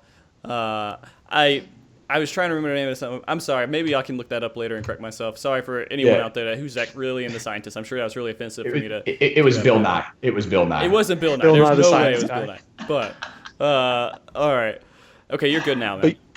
Yeah. So basically, the only person who can ensure that you're going to win the match is you. If you're not, if your performance is going to be bad, it's going to have a detrimental effect on your win rate. So the only person who can improve your win rates is you. You don't need to hope on anyone else. Like, sure, you'll get matched with a Next Cross, a T-Pan, me, Joe, anyone like that. But what about the other times when you're not going to be matched up with people like that? What about if you're matched up? The cat just... One second, this cat's scratching my door. But yeah... that was a little random there. Yeah, I'm sorry. I was about to say, Peck Mech said it best. I was like, I'm pretty sure Carl Sagan has been. He's been dead for a while. I forget what the conversation. I'll look it up. I feel really bad about that, but it was someone on his level. I know for sure it was a serious conversation, but yeah. Go ahead, Steve, with your cat. Go on, say hello to people. No. But yeah, so the only person who's going to improve your win rate is you. So you need to do as much as possible to improve that. So get better at your rotation, learn your own burst, even if it's not the best burst, just learn it. Search the resources there's some on Reddit, there's loads of guides on the forums. You might get banned looking for them, but it doesn't matter. You can still search. But yeah, the onus is on you to get better, not other people to get better for you. Right. And like the amount of information I'm talking about is like just literally the fundamental information of how the system of PvP works, which is on the front page of PvP forums on Final Fantasy. It's on the patch notes. It's literally anywhere you search Final Fantasy 14 Feast current patch or current rules. Just Google that, and that's the type of information that I'm going about. Like I'm talking about. Like for a tank to have 10 stacks and die, and then to yell at the team or yell at their healer for not being able to heal them, for like all those situations to happen and to not understand how metals work, or for a tank to not pick up metals at all, or for anybody on the team to not pick up metals at all. It's a fundamental breakdown in the actual rules of the game. So for people to queue without knowing the rules it's crazy. It blows my mind, especially when people are trying to get ranked, and that's part of the insanity that is bronze right now, and unranked and silver. So okay. All right, and then I guess all right, we're good with that. And by the way, I was completely wrong on that science term, but it was Neil, and he was talking to someone, and I'll look it up one day so I don't feel so bad about being completely misinformed about it. But let's jump into some viewer questions here, just because there's a lot of them, and we need to really hit some of these out of the park in order for us to go to the next part. So we have Tiger 2 Wild. With the most recent patch and the start of the official feast season, have you noticed any new issues that you feel need to be addressed by the developers? And do you guys have any thoughts on what could be solutions to those? Not really. I guess maybe they could do the treatment to cover and Holmgang the same treatment they did to attunement, which was the effect should be faster than the animation is. Other than that, I don't see many issues cropping up in this patch. Okay. Joe, any thoughts? The only issues that I would talk about would be like how Square Enix is addressing bots, cheaters, and lore farmers. Those are the three big things, because those are three additional elements to the game that are distracting from and taking away from what PvP is. How are they going to be penalizing? How they're going to be addressing these parts of the community? The people that are literally queuing in and not healing and killing everyone on the team. The people that are botting AFK and doing the same thing. And the people that are literally cheating or speed hacking and breaking the system itself. Those are the three things that I would like to see from a developer standpoint be addressed in PvP right now. Okay. Crimson Dragon 12. with the matchmaking algorithm changes in patch 3.26, and now that a couple of days of the regular season have been baked in, how much effect is it actually having with the feeder problem as you break into exactly what we're talking about, as you break into bronze and silver ranks into solo queue? Is the solution sufficient to address the problem? Like, is there actually like enough of it going out there that there needs to be a solution to it? What tweaks could they make to make this stop happening? And if so, do you think maybe a week or two could actually weed it out? I've only found one person feeding, and that was after he got annoyed that he died when he line of sighted me, and then he went AFK for about 30 seconds, and then we talked him back into it. The matchmaking, the band at which it actually matches you people that aren't unranked and stuff hits in when you hit gold, and you will only be matched with bronze people and above. So it does increase your times, but in terms of feeding and things like that, I haven't actually had really any of a problem with it, even in unranked so far. All right.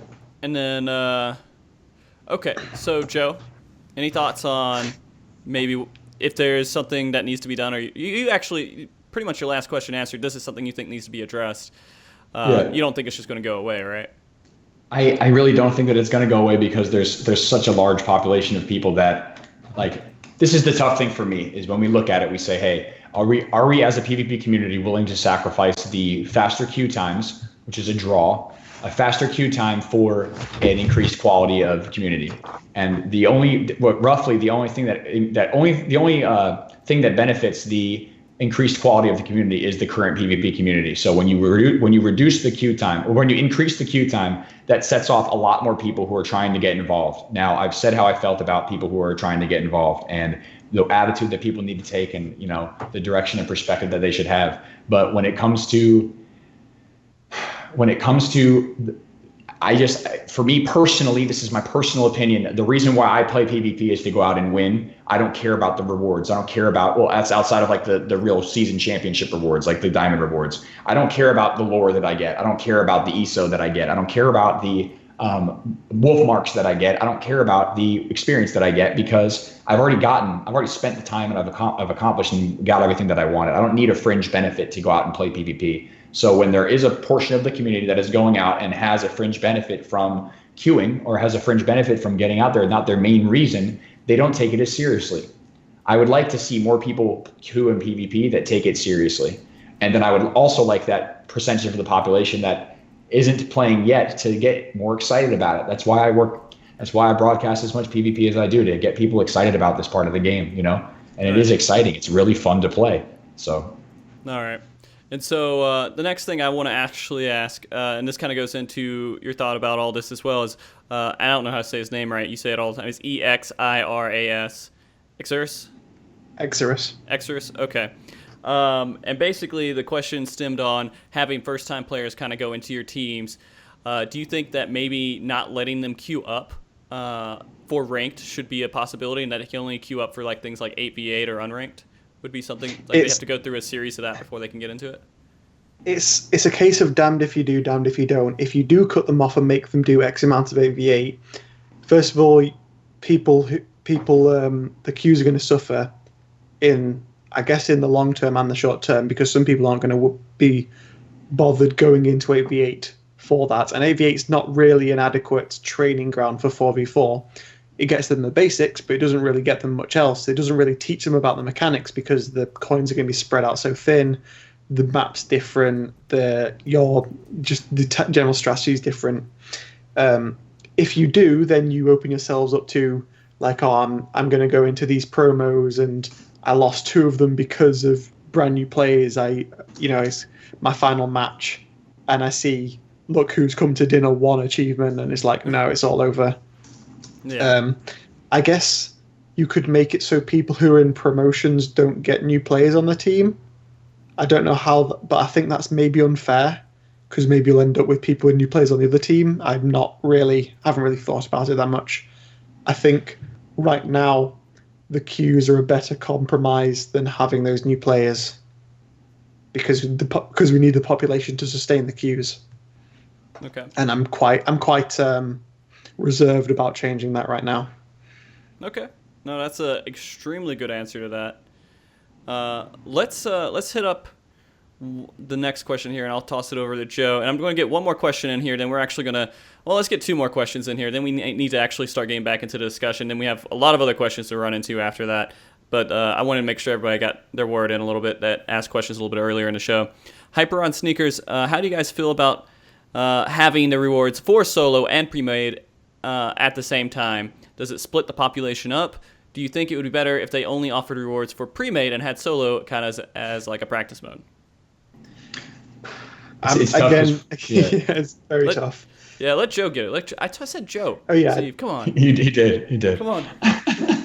All right. He's my attorney. He'd speak for me. It's tough because what a lot of people don't realize if they're not playing 4v4 team queue is that you can't team queue all the time. And there aren't teams that are queuing all the time in team queue. So regardless of whether you get online from 8 o'clock to 10 p.m. at night and you want to play team queue, there may not be teams that are queuing up at that time. So what else are you going to do in the meantime? You're going to solo queue. You're, for the most part, you know what I mean? It's another animal, but you're going to be solo queuing a lot. You're going to be solo queuing a lot more than you are team queuing. It's a lot more difficult to get 4 people online all at the same time forever. You know what I mean? So we've answered that before. Like we've talked about that earlier in the day. I don't think anything needs to change in regard to that at this point in time at all. Okay. A lot of people are going to have those ideas about it, but it's like just play the system for the system. You know what I mean? It doesn't, just because it's not exactly the way that you want it doesn't mean that it needs to be changed. Sometimes you just got to adapt to what the system is giving you at that point. Yeah. Okay. Then Alice Fate had a question here. What do you think about the Feint nerf when somersault is still 15 seconds? I think Joe can take this one again because Joe's got a gripe. Please address Monk. Phoenix, please. We actually had a question from Reddit I feel like we should throw out here because it's in the same topic. Do you guys think that Monk should have Fist of the Wind at the moment? When a lot of other people can't actually have those boosts in their speed, should they be able to have a boost in their speed?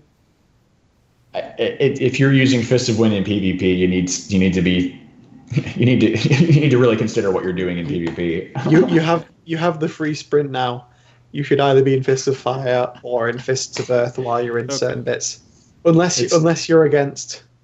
I don't think there's not really any position where you'd be using Fists of Wind unless it's from getting from one side to the other. Then I can understand that. Yeah. You want to move. Other than that, it's not really. If you're running with 10 stacks of medals and you have to get to your base and you have to use Fists of Wind at that point in time, more power to you. But to lose the damage dealt and to lose the damage mitigated with Fists of Earth, like, it doesn't make any sense. It's really negligible. Yeah. Okay. And like if you get rid of Fists of Wind, then where does it stop? Then monks are like, oh man, now ninjas have Sakuchi, which lets me move, and Sakuchi can be used in place of a second overwhelm because you can make a macro on the target. Yeah. Where does it end? Can Black Mage not use etheric manipulation? It's like the whole rest of the DPS community starting an uproar riot because ninjas are faster in general. It's like, man, ninjas are faster movement speed. We need to get buff us all. It's that type of situation. I got you. It doesn't Ninja doesn't even have the movement speed in PvP. They just have the Sakuchi. Okay. And they have that dumb stun. That's the one thing I want changed, but other people say it's not. They shouldn't have the upgrade for Overwhelm have stun. Yeah. Because people are like, oh, it's an upgrade. That means it must be better. No, it's not. Sometimes it's bad. If you have a paladin on your team, it makes the paladin cry. Don't make the paladin cry. They're a great class. No. Okay, so going into the next subject is something that is extremely sensitive for a lot of people to talk about at the moment. I mean, a lot of people are out there causing a lot of, back and forth between this. And I want to make it clear that while we're doing this and we're discussing, it's a very important topic to discuss. It's something that everyone is dealing with right now. But there's no absolute reason for us while discussing this to pretty much say, hey, this is the person who's probably cheating. This is the person who's actually going out there and doing this. Let's keep it as civil and talk about the actual subject of it and not try to play the witch hunt game here. So, again, our next topic of discussion is going to be about the bad side about PvP, with any competitive game you have, whether it's Hearthstone, Counter-Strike, League of Legends, doesn't matter. People are going to find ways to abuse and cheat the system. People are just going to do it. It doesn't matter where you're going and what game you're playing. And it doesn't matter how much funding the company can put towards it. Somebody's going to find a way to get around rules and make it an unfair match on the internet. And this isn't something that should make you kind of avoid actually playing PvP or discourage you. Because in the end, at least I believe, the people who go out there and they cheat and they're getting either banned, they're going to get either banned, boarded a game, or lose access to any real competitive matches out there. Like if they go out to like FanFest and they do a tournament, are you going to have like a program to let you speed hack or cheat in that match? I mean, you're going to pretty much F yourself because you're not used to how the game actually works, and you're depending on a crutch. Yeah. So that's just my little statement there, guys. First off, I want to ask both of you, just to make it clear, how you guys feel about the players out there right now trying to find ways to cheat. And Saeed, if you don't mind, Joe, I'm going to let Saeed take it first. Yeah, I guess I'll start out. So the general drama started is someone in mind, I guess. Should I name him? No names. I guess no names for anything. No names. Yeah. Everyone knows it. Everyone knows anyway. Is a person who plays from a country far, far away from the servers who has a high ping. We've played, because we're kind of a family, and people from different servers who've played against us, thousands of matches against us and the specific player. We all know he lags, and we all know after thousands and thousands of matches of how the netcode works in PvP, that sometimes it can make you look like you stop and then go really fast, then stop and go really fast and go through walls. So when it came around, when the feast happened, lots of the outside of our very close-knit, I guess, family community have started seeing this, and the first thing they see without context is this guy's going faster than he shouldn't be. You know, he's obviously hacking. And it's for this specific person, he is not a hacker. He does lag. I lag. I've been accused of this before. And in terms of if anyone does find actual evidence of anyone in RFC, or anyone hacking, but even in RFC, if it goes to the GMs and comes back, because Joe can set up a back and forth with the GMs for a better, to say this person, yes, he is hacking, then he's out of the team straight away. There's no ifs or buts about that. That being said, we have seen some people that do speed hack. If you put these people side by side, between the people that have been witch hunted and had death threats against and the people that are speed hacking, you can see a big difference. You can see a huge difference. Joe's got an example he saw on stream of a machinist, I think it was. Was it? Yeah, machinist. And he was like, Joe heavied him. Joe was sprinting, and this dude was like just gone. He didn't want to be near Joe. There was no way Joe could get to it. So if you see a hacker, even if he's not hacking but you think he is, report it. The GMs will look into it. They've been looking into other ones, and people have been banned. There's been a few speed hackers that are no longer around. Mm-hmm. So they are doing it. And if they're found guilty, they're banned. It's as simple as that. Right. In terms of witch hunts, it's very easy to get on the witch hunt train. I've been on the receiving end of witch hunts before in the past, not in Final Fantasy XIV and other ones. I've been in witch hunts before, where eventually I've gone back and said, wow, I am an asshole for being a witch hunt. I didn't look at this certain evidence, or I was refusing to look at it because I wanted to be part of the group. And you wanted to be right about this, and you felt pretty upset. I wanted to be just, yeah. And that's a big problem with witch hunts is, like it was summed up very well with, I won't name names, is someone who replied to me on Reddit where I said, the only way that this drama is going to die down is if the person accused provides all his points of views and streams, things like that. And the guy replied with, not maliciously, or I don't believe it was malicious, he said, I don't care about that person's point of view, which is roughly translates to, I don't want to see any evidence of innocence. Right. And I mean, like, and that's a big thing. And when you were saying earlier, you know, there's death threats out there because people get really heated about this. This is a competitive game, and they're thinking they're being cheated. They're like, I'm so good at this game. I should be winning. You are effing me over. I could definitely win this game if it wasn't for you cheating. there is a person who I highly respect, and I still do, even with this drama that's happened. Even though I wasn't implicated in this, because I'm associated with said person, this person who basically got me into PvP as the competitive side to see you can improve in this ways and that, and there are people out there who will help you improve. And that was the reason I stuck around, and I still respect him. And he refuses to talk to me.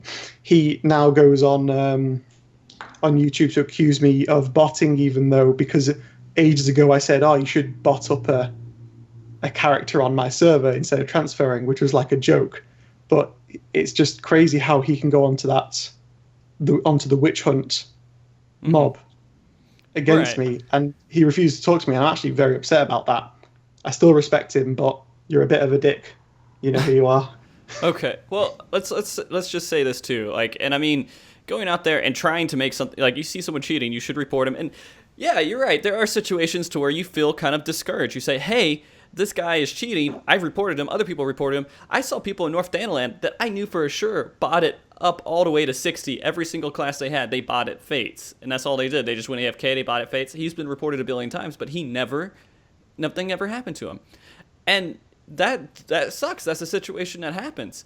But if you go into the flip side of it, and people just got banned all the time with minimal evidence towards the situation, there wouldn't be a lot of people playing the game. Anyone who wants to troll somebody. For example, I do have an example of this. There's a streamer. He's not extremely big, but Mio, Link, I think it's something afterwards. I call him just Mio. He plays a monk. He's not the best monk in the world, but he's awesome. He's fun to watch. He got banned because he was playing from one IP, went to a different IP because he moved to a different house, and somehow someone reported him, and they locked his account out. And they basically, in trying to deal with customer support after that, was like months of trying to get his account back, and he just said, F it, I don't care anymore. What's the point? And when you go out and you sit there and people get really... when people get really frustrated in these situations and they're so angry that they're saying, if I see you at FanFest, I'm going to kick your ass. Or stab you in our case. I mean, and maybe that stuff's not true. Maybe it's just, whatever. But you got to take stuff seriously if you care about living, right? And I mean, you're on the internet. You can't just say, You can't tune in real life. Yeah, if my friend comes to me and he's trying to get attention and he's like, I'm going to go kill myself, I got to take that seriously. The guy could not be serious at all about it, but I'm going to take it seriously because that's a matter of life and death. It could be. And if people are out there and they are cheating, they're not going to get ahead of everyone else. They just can't. They can't provide the skill to be at the top. There will be people up there that's closer to the top, but they won't be at the top. Even we as an FC, we extend that to things like ACT, the combat thing, which shows your health, and like if someone pops a certain skill, it tells you in text to speech.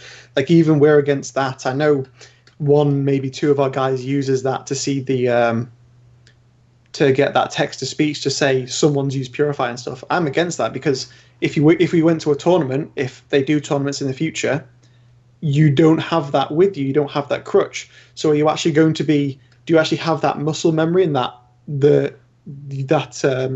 mindset to be looking out for the raging strikes, who's used Purify, any animations, or are you going to be trying to rely on the text to speech, which is no longer there? I'm against that. I admit I used to use it. I even used to use the I had some drama with Exorus a while ago in Wolves Den. I used to use the auto face target thing off a macro on my mouse because the Japanese were using it. They were going to come over here to fight us. If they're going to use it, I was just going to use it as well. Exorus got mad, and eventually I was like, it's not worth it. I'll just stop using it. And now it's not even worth using anyway because of how they've done the targeting for spells. That was the main reason I used it, so I always hit with spells instead of people running past me at the last second. Yeah. And again, if don't let that discourage you from playing the game. If you don't like people cheating, you can't play any game. You can't go out there, you can't have fun anywhere because there's always going to be a pocket out there, someone trying to make the game easier for them because they want to be lazy about it and try to get the edge on somebody. And if in the end they win and they get a glamour of a gear because of it, that doesn't matter. if I'm like seriously into PvP and I want to actually do something good, I'm going to go live somewhere and want to participate in a contest if that ever got to that point. But actually going out there and then trying to ruin someone's reputation is something that we shouldn't try to do. I mean, if you really think someone is cheating, all right, report them, do what you can, but don't go out there with minimal evidence to try to say, hey, these guys are cheating, using third-party programs that's kind of like ECT to record GCDs and everything else, and just hope that that stuff is 100% accurate. Just play the game, get better, outdo them, and go forward with life. The other option is to not get better, complain about it, and then have someone else's life kind of ruined and their enjoyment in the game gone because you think they're cheating. All right, so that's my piece on that real quick. Joe, you've been really quiet over there. Do you want to put some words in? Yeah, I could go off for a long time on this, but like specifically for it, like just taking a quick moment to address Final Fantasy PvP, and like what I personally believe, and I'm gonna take a very strong stance on this, is like the cowardly people that cheat. I've been threatened at FanFest. I've been threatened before. Joe, if you pull the shit that you did last year at my FanFest this year, I'm going to kick your ass. Come see me at FanFest, blah, blah, blah, blah. You guys, if anyone knows the cheesecake incident that just recently happened in my life, you know where my stance is on physical violence and things like that. But I take the same stance that I do in real life against bullies, as I do against people with, the keyboard warrior type mentalities, as I do with people who, take the cowardly stance of cheating in this video game. I don't know about you guys. I don't know about the rest of the community, and this may be different. I may differ from a lot of people on this, but I play Final Fantasy XIV because I enjoy it.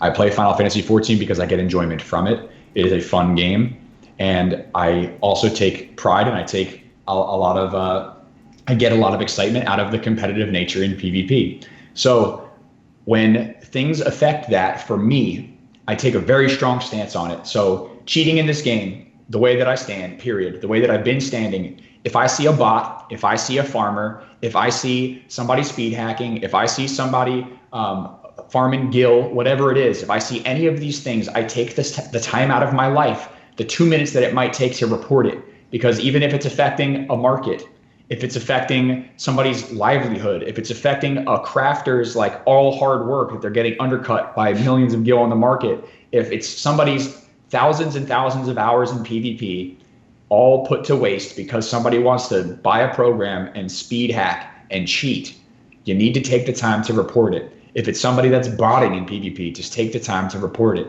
That's a huge thing that's affecting the quality of the community that we live in. I don't know about y'all, but I spend a lot of time in this community, and the quality of the community means something to me. So I do not condone cheating. I do not condone any of my friends, anyone that I'm associated with in any way, shape, or form. I don't care if I've known you for X amount of years. If I see you doing this, I will use every asset within my power and my connections and my communications at Square Enix to have a punishment brought upon you, because that is how I feel about it, period. And when I tell you guys this, that if I bark up a chain of command and I say, guys, this is someone that you need to look into, it will be looked into in a very serious way.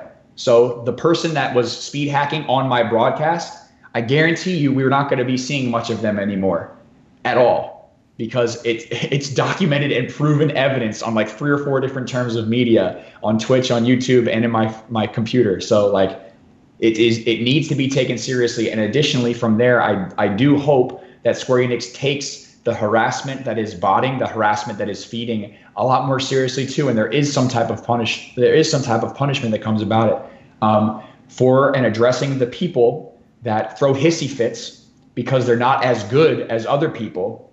And you can clearly tell when someone's speed hacking. You can clearly tell when somebody's just lagging.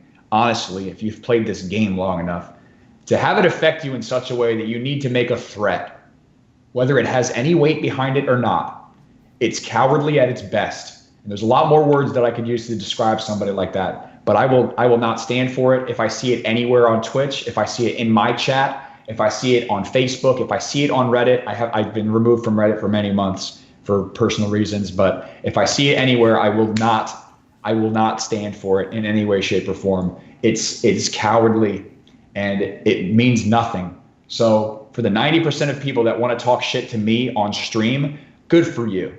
Great. I'm going to brush it off. If you want to say something to my face in real life, if you want to see me at FanFest, like, by all means, I will be with a group of very, very passionate and very, very strong friends. Not strong in strength, but strong in bond. Friends in my real life that will be next to me. And I guarantee that those people will outweigh the people that feel some type of way about me in any way, shape, or form.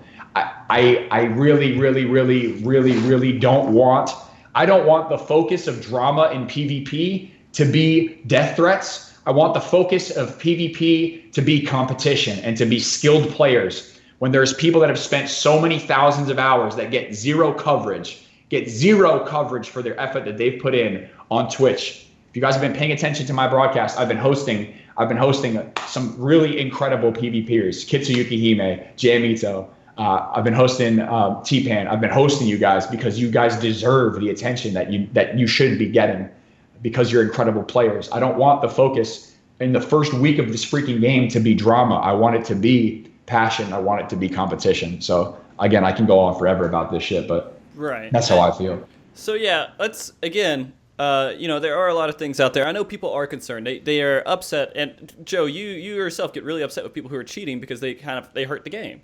They make it completely less than what it could be. And it's going to be out there. If you guys seriously feel that, take the right methods to do it. Don't take the wrong methods. Don't try to pull other people down in the community to make it a better situation for you. And yeah, people can like, oh yeah, well, if they stream, maybe we can't prove it because they'll just turn the program off.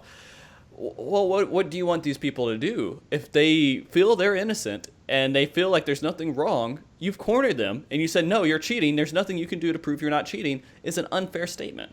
All you can do is really leave it up to the GMs. And it sucks if there's a situation where that's going to really not work and the GMs aren't going to ban them. But you got to deal with that. You got to say, all right, this is going to be here, and we're going to try our hardest to make this work out. And if it doesn't work out, still go out there and try to be a better player. I'm sure you could beat a speed hacker if you're a skilled player, and they're a skilled player with speed hacks as well. But you try to work around that, deal with it for right now, and when it becomes a seriously big issue that Square Enix can handle, it won't matter anymore. What I said before when my mic was muted was I killed that guy that was speed hacking against me twice in that match, even with speed hacks. So it can be done. Yeah, it's not like they get invincibility mode.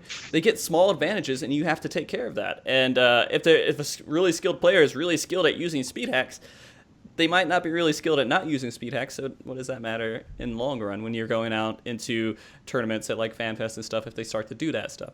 Which is where people who are serious about PvP should be focusing. That's more exciting than getting to the top rank of the board and oh hell yeah. Yeah, and getting like a small glamour. Go out there in person, beat somebody on a stage. That's 10 times more interesting than going out there and like getting a glamour on your server and be like, hey guys, that's the same people who go out there and like get their A4 mounts back in the day when they were doing the GCD cheat, right? And they were going out there and they were burning it because they were doing absolutely ridiculous damage with GCD cheats. But it means nothing. They can't show their logs because people will call them out and say, oh, well, that guy cheats. Who cares? They have to sit there and hide and say, hey, I got a glamour, guys. What? That doesn't mean anything to me. It's the same type of sentiment that comes from the people that pay for clears. You know what I mean? Like, and I can't speak much on that because I've been on the selling end of things in my career on Final Fantasy 14. But from somebody who's been there, from someone who's been there at FanFest and has been wrecking white mages, standing up on a chair, screaming at the top of my lungs, "Get wrecked, white mage!" There is nothing like having skill in a place where people are watching you live. There's no feeling like that in the whole world. So, I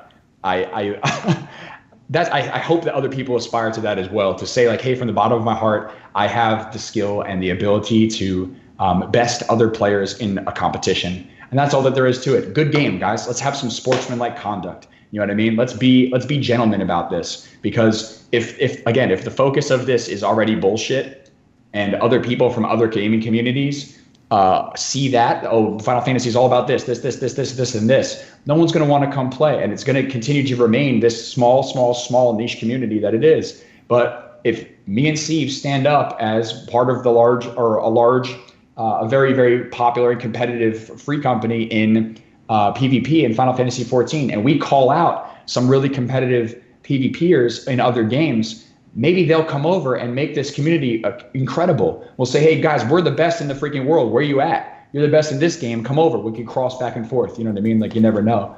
But that I just hate the focus to be drama right now. It sucks. Yeah. Okay.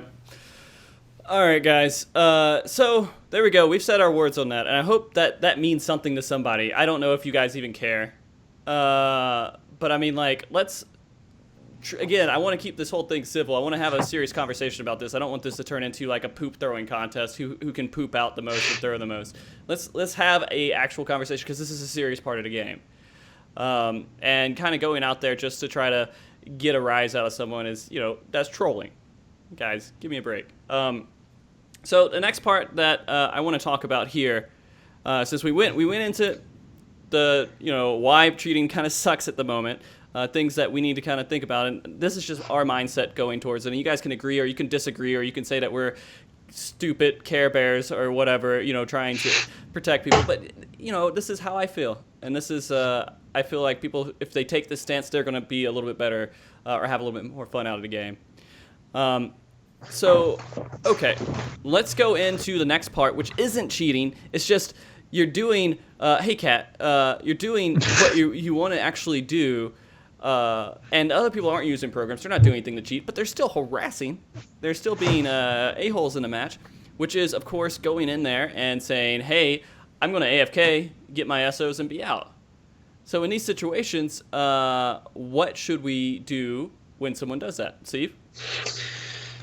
You have to put up with it. Like, the GMs have made the stance in a post on the forums, which they need to make like a sticky or something to make it more well known. But if they are indeed going in and throwing the match on purpose for ESO, if it's in solo or in 4v4, report it. Just report it. Outside of that, you can't do anything. You can throw abuse at them, and then they'll maybe report you for throwing abuse at them, and maybe you'll get implicated. It's kind of annoying. It's kind of the same thing on the forums, where like the reason I was banned from the forums was someone came on saying, I think it was Maelstrom on the Chaos server was win trading with adders. And I was like, how is that even possible in a 24v24v24? How would you control that? And I happened to use the word tinfoil hat in my reasoning against him. He deemed that as the worst insult and reported me, and I got banned for it because, as tame as it was, it violated a rule. So I guess I can't really fault the moderators for doing their job, even though the rules are pretty stupid. But you have to work around those rules. You're gonna have to deal with it. In terms of people who like spit the dummy out mid-match and say, you guys aren't listening to me, I'm not gonna do it. You have to be like, hey man, like, let's at least get to the end of this match. We'll talk out afterwards. Try and be somewhat civil about it.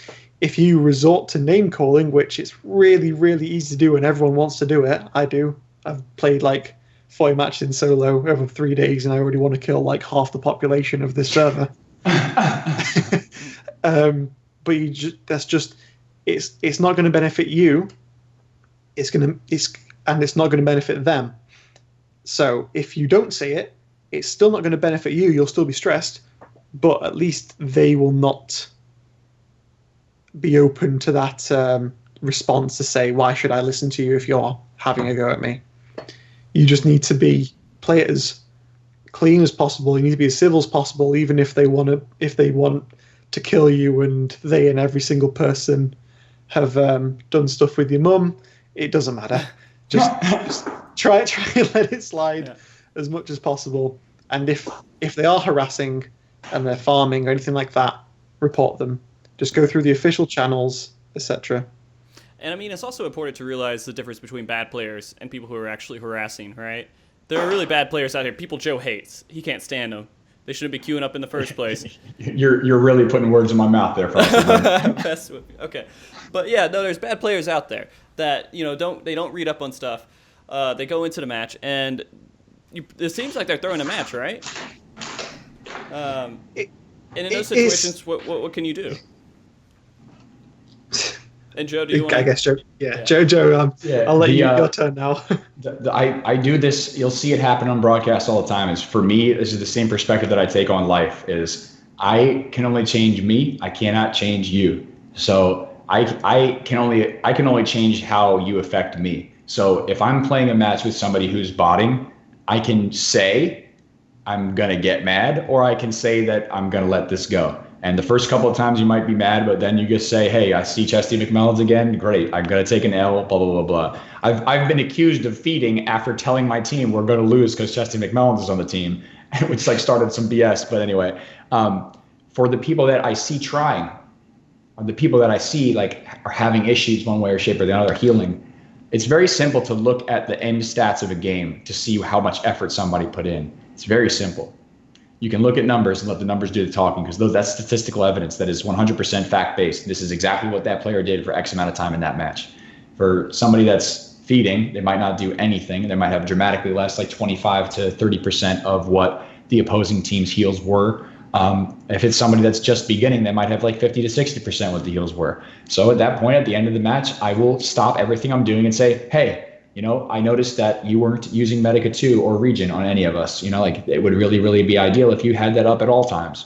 Prism is another great way to avoid damage going in, the damage that you take. Don't forget that you can attune at X time. It takes a couple of seconds to go off, but you have to coach people. You have to spend that second of time to do it. You know what I mean? Like I'm every single time I do this, I get more and more excited about like actually setting up YouTube videos and YouTube guides for PvP, because there is nothing there. There's nowhere in the world where you can have a guide for PvP right now outside of Twitch and outside of somewhere else. So, I think that there's a really, really large market for that to be created.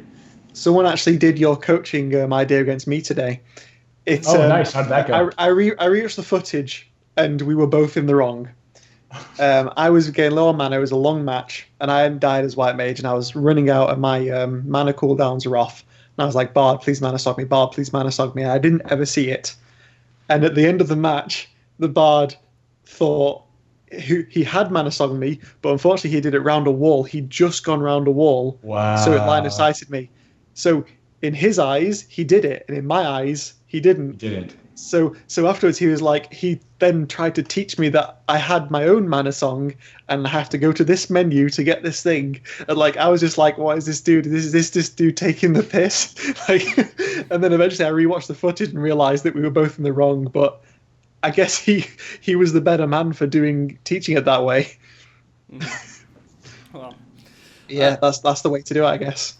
It's just people have to know. Like, I think personally, like, this needs to be a community that sticks together and doesn't push itself apart. So like if I ever get angry at somebody, like for example, I'll address what was said in chat earlier. If I ever get angry at somebody that has been drinking all day and then can't heal me in a match, it's out of fun because they were my friend. You know what I mean? At the end of the day, that's where the context comes from.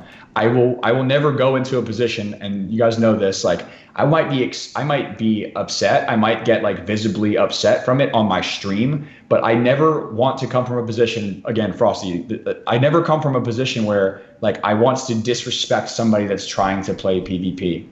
And it's never a personal thing.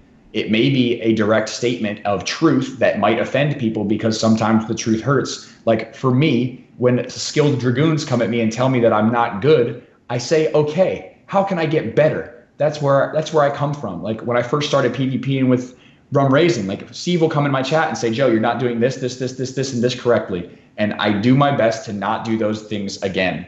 And that's how I improve as a player. I don't yell back at Steve.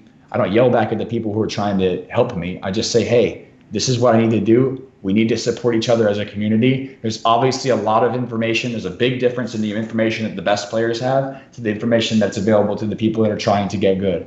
And we need to make it easier. Yep. I definitely agree. And I'm one of those people who, if I see someone doing something wrong, I'm going to try to make them better in the long run. I'm going to try to do it peacefully, and they're probably not going to, if they respond horribly to me, I did what I could. I'm not going to say, well, F you, and get into a bad situation about it. I feel like that works out in the best situation. And again, the reason we're going over this stuff and the reason we're saying these things is mainly because this place needs to be a point to where all sides can be heard in some way or fashion or form. And we need to keep it into the point where you have a conversation. If I sit here and I say, Joe, you're stupid, you're wrong, I hate you, I would never agree with you, what did I get out of that? How do I get anything out of that? When I sit there and I have a conversation about it, it makes more sense. And if, Saeed goes out there and he says he hates cats. Saeed. Yeah, Saeed, yeah. You like it. I hate how you pronounce that name. Oh, now you hate it. Now you hate it. Okay. All right. So if he goes out there and he says, I hate cats. I just want to take one and throw it against the wall. I'm not going to actually think he wants to throw cats against the wall. I think he's just mad in a situation and that we need to kind of just take it with a grain of salt. And here we go. I'm going to get really close to the mic so I could be super serious right now. Hold on. And turn it up a little bit. Because Kerr's telling me I'm a little bit low. But, guys, in the end, Joe does have a point. We need to get together as a community, and we need to work together. We don't need to be throwing stuff at each other and saying that you're wrong, you're cheating, I know you're cheating. If they're cheating, you should try to get rid of them. You're right. You should try to go out there and report them to the forums, but you shouldn't try to use, evidence that people can't say, hey, this is true, when people might be confused by that. There are so many people who will see a video of someone lagging and then will relate it to every match they do, and every match they go in and they see someone lag, they think they're cheating. And so people are discouraged to play PvP because they think every single person they ever play is going to be cheating against them. There was even a example. There's two other examples of this. I think Exodus brought up on the forums where someone got blast shot and then fluid aura'd in the same direction twice, so they just sped across, and people started accusing him of speed hacking. And then if you watch the video, he gets knocked back twice, and everyone's going after this guy, this poor dude. I don't think they are now, but that's a good example. And on a warrior crit twice with 2 fell cleaves, and someone was saying that they were crit percent hacking. And so I actually ran the numbers, and the chance to do that is actually quite high, which is really annoying because I'm really the one on the receiving end of that. Yeah. So it's just it can get out of hand very fast, and generally it is poised to always get out of hand. That's the reason why people do it, I guess. Let me fix this mic, this camera. Right. And I'm not here to say if you guys are out there and you truly believe someone is cheating, you should go out there and report them the way that would be the best way to do it. And that's just the point I'm trying to get across, is that if I was going out there one day and someone wanted to accuse me of cheating, and I had nothing to do about it, I had no way to defend myself, and they just had a couple of videos of me looking really weird on their end, what am I going to do? I'll lose everything because someone wants to go out there and make a campaign against me that I'm cheating. And I think that's the point that I'm going across and trying to make. And there's still, oh God, why can't I just get my mic to work properly and so you guys can hear me? I don't know what's going on, but Kerr is on track with that. You sound fine on the stream, dude. I think it's the stream that I sound weird on, and you guys hear me perfectly fine, I'm sure. You're super loud in you're Skype. fine for me. You sound fine on the stream. I'm listening to it. All right, so I don't... It might be lower than us, but you still sound fine, dude. Okay. But I just want to make sure that you guys make a point to be civil about how you're going about this whole process. For example, if people go out there and they said, I'm an idiot, I did the worst thing in the world, for no reason, I guess they hate me, they don't like me, they don't like the way I look or something. And if they did that, what am I going to do to respond to it? It's just bad press. It's just making me look bad. And I think that as a community as a whole, and I feel like I'm talking in circles at the moment, and I keep saying the exact same thing. It's all good. Yeah, but if you guys can not like people, that's fine. But don't try to threaten them and try to ruin them playing the game. That's all I got to say. And I hope that means something to someone. And I'm sorry if you guys think I'm being biased or if I'm being some way incorrect. I do not support people cheating. I think it ruins the game, and people shouldn't do it. But I also think harassment is just as bad, if not worse. Harassment's worse. Okay, so we're done with that. Let's go on to we have so many questions to go through. Are you guys ready to talk about some more questions? Lightning round. Let's go. I'm gonna go grab a quick drink and then I'll be back. All right. Because I've run out of stuff to drink. All right, I'm going to turn you guys down just a little bit, and then that will make us a little bit more level then. And then people can turn the stream up, I guess, a little bit. So let's go into some of these questions here.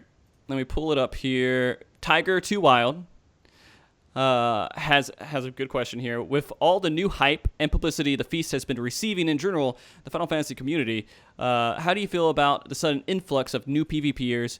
Do you have any ideas of some sort of forum in which these new PvPers might be able to learn from seasoned PvPers such as yourselves, as they're talking about Steve and Joe, not me, in any way, shape, or form? Joe, is there like a website? Besides, I guess there's a website. It's called twitch.tv/JoeNeverFails. Oh, okay.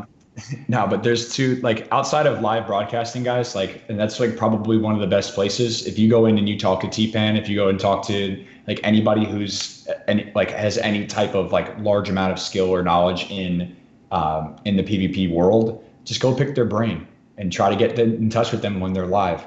PvPreborn.com and FFXIV PvP are two huge resources for people. It's run by Nikosa and Pochi. Two huge resources for people to share information outside of the official Final Fantasy XIV forums, the PvP sections on the Final Fantasy XIV forums. Like, there's a huge amount of information there. On top of that, you can reach out and shout inside of whatever server you're on. Say, hey guys, I'm looking for a PvP link show invite. And from there, you'll be instantly, hopefully, if you get an invite, if you get accepted into that community, you will be able to pick the brains of people that live, eat, sleep, and breathe PvP. So that's a great way for you to reach out and gather the information. Just be upfront and be honest about it and say, hey guys, I'm brand new to PvP. I'm looking for someone to spend some time with me so that I can get involved in this scene. I'm very interested in starting out, but I don't have a lot of information. Who can help me? And it'll probably be like a minute or so of silence. And then somebody will have the balls enough to say, yo, I got you. Come on, let me walk you through this. Blah, blah, blah, blah, blah. You know what I mean? Like, those are the avenues that are available to people. I personally believe a lot more, and I would throw a lot more weight into like the one-on-one talking to somebody. Jump up on Discord with somebody. Jump up on TeamSpeak with somebody. If you see somebody PvPing your class on Twitch, go watch them. Pick their brain. Actually, that's a really good point too, because there's a lot of people who stream PvP, but not a lot of people who watch people play PvP on stream. If you guys are interested in going out there and following some people, find some people who are out there PvPing. You can tell who's PvPing. They'll either have it in their title, or you'll see on the little box or window or whatever of their screen is the Feast. It's pretty obvious when they're streaming it. So look for them and watch them and just see what you can learn. When I PvP, right now I'll set a day to PvP. I'll record every match that I have, and there's a big break in between your matches. Sometimes it could take like 10, 15 minutes match, even when it's active. I'll record a match, and I'll sit there and I'll go over the match while I'm waiting for the next match. So I can learn more, and then maybe some other people who are watching the stream can kind of learn something as well. Yeah.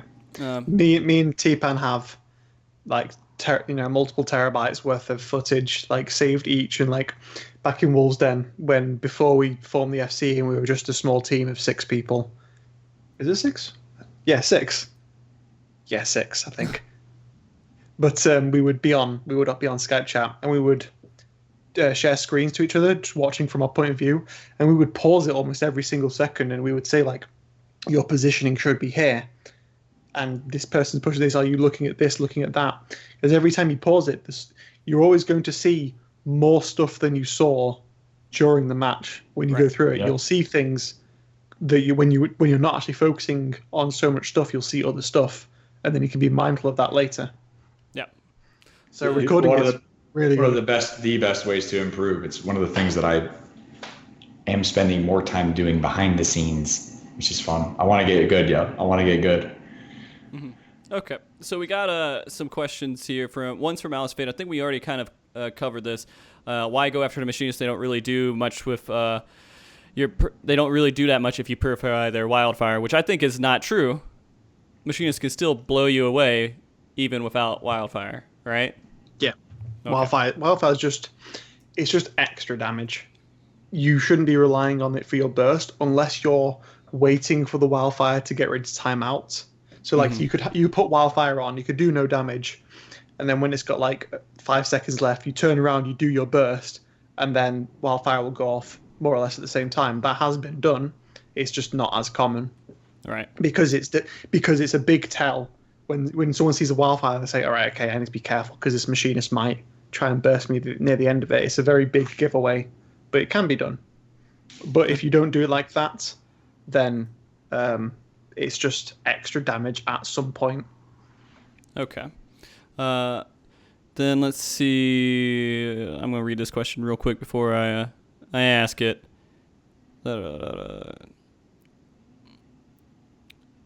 Okay. So, John Bonham, he said, if they were to introduce requirements for people to meet before queuing up for PvP, what do you feel would be acceptable? And also, what are your thoughts on the fact that being a mentor has a higher requirement than queuing up for competitive PvP? They need to have a minimum eye level required, first of all. Okay. Because right now, some people queue up with who are brand new. I've seen a few people with eye level 55 wolf gear, the ones you can buy off the market, and they come in with like less than 3,000 health, and you're just like, what is this? But they don't know any better. Less than 3 hype. That unfortunately hasn't happened to me during the season. It's happened twice during the preseason, but it can happen. So they need to have that in. Ideally, the minimum item level, it's not the best system because you can have like a really high item level and like a load of crap gear and it'll push you over, but it's better than the system now. Ideally, with the item level be I-190, but maybe I-180 actually for PvP stuff.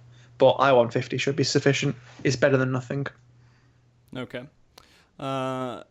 Tiger, what too wild? I'm going to skip one of your questions, Tiger, just because I feel like we've already answered it about what to do with players who are just kind of sitting around not doing anything in a match.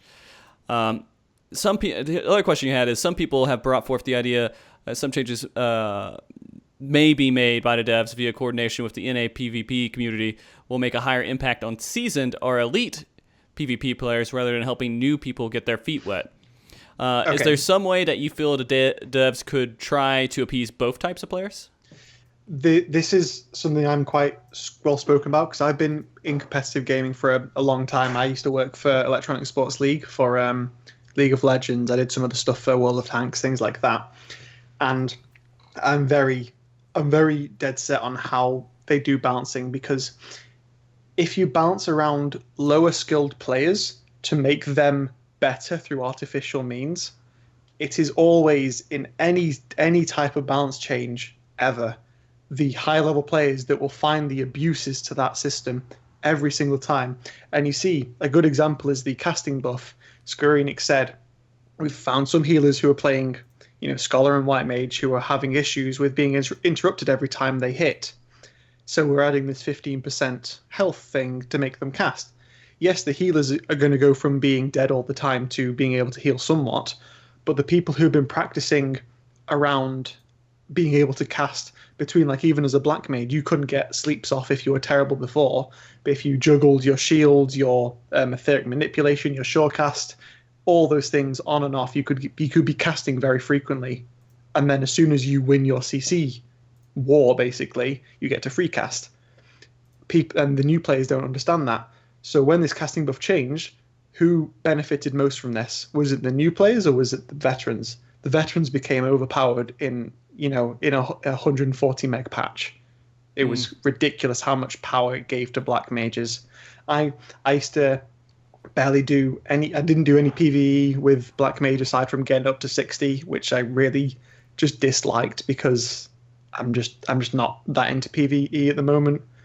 I haven't been for a while. And it went from me being just like sleeping and stuff, just being CC, doing a bit extra damage with thunders. Then the first match after this patch, I just like popped Chain, popped ley lines, started doing fire fours. I wasn't using equanimity, I wasn't using surecast. All these habits I needed to have to be competitive before ceased to exist. And then White Mage was the same. Like, it went from having 1 equanimity to about 6 in how its abilities worked. So I guess I'm going off on the point. I'm sorry about that. That's fine. So if you bounce from the bottom of the player base, the new players up, the competitive balance will, when you get to the higher thing, it's just abuse after abuse after abuse. That's what the meta will end up being, because why wouldn't you abuse something that's going to make you win?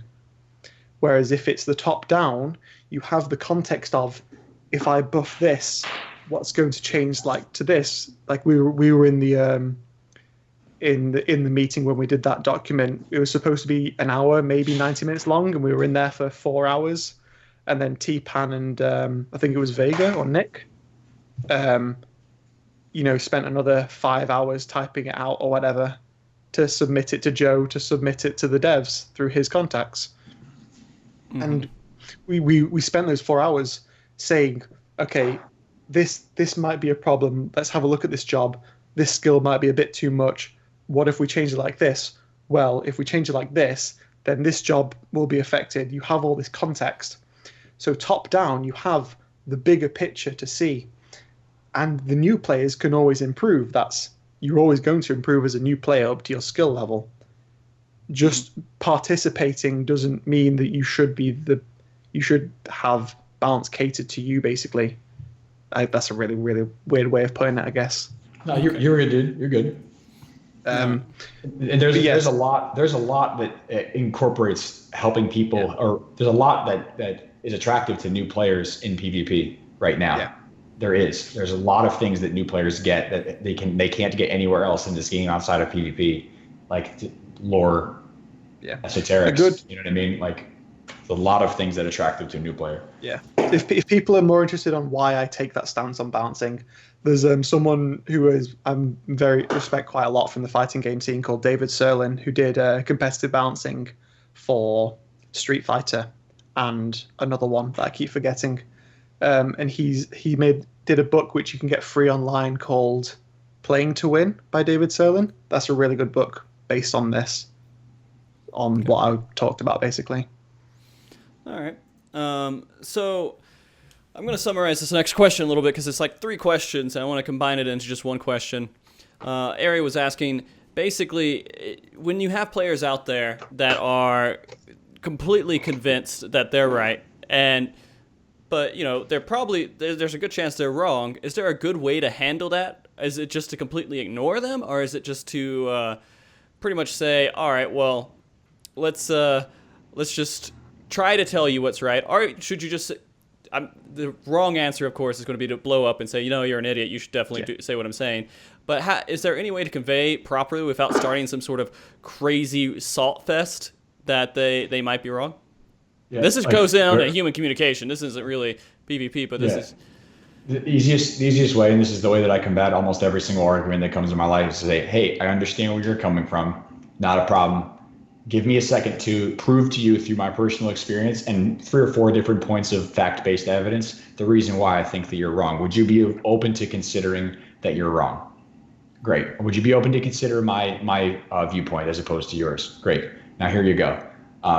This is the reason why I don't think you personally should be getting the offensive buff as a warrior. Outside of the fact that, a warrior can use this effectively as a tool to do more constant damage over the course of a fight, I don't think that the increase in your DPS would be as big of a deal as the increase as a DPS is DPS over the course of a fight. For me to do an extra X amount of damage, as opposed for you to do an extra amount of damage, is not as great. So you're losing the damage dealt, which can also be the less of our effectiveness. If I can't kill something as fast, they're going to survive longer, have a more ability to kill us, et cetera, et cetera, et cetera. But it's got to be handled in an adult and a mature way. Bottom line, that's where basically I'm trying to get to this. It can't be and even you've seen it in chat, literally seen it in chat today, where it's like, oh, well, you did this first.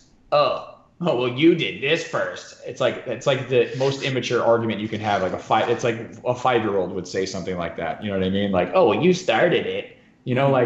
We need to just get to a point where we're adults playing video games. I know that there's a lot of fun to be had, and I for one am of the vein to have a lot of fun as much as I possibly can in life. That's not my goal, but I'm how dare you? Yeah, exactly. It's not. I'm not going to say guys, I'm not here to have fun.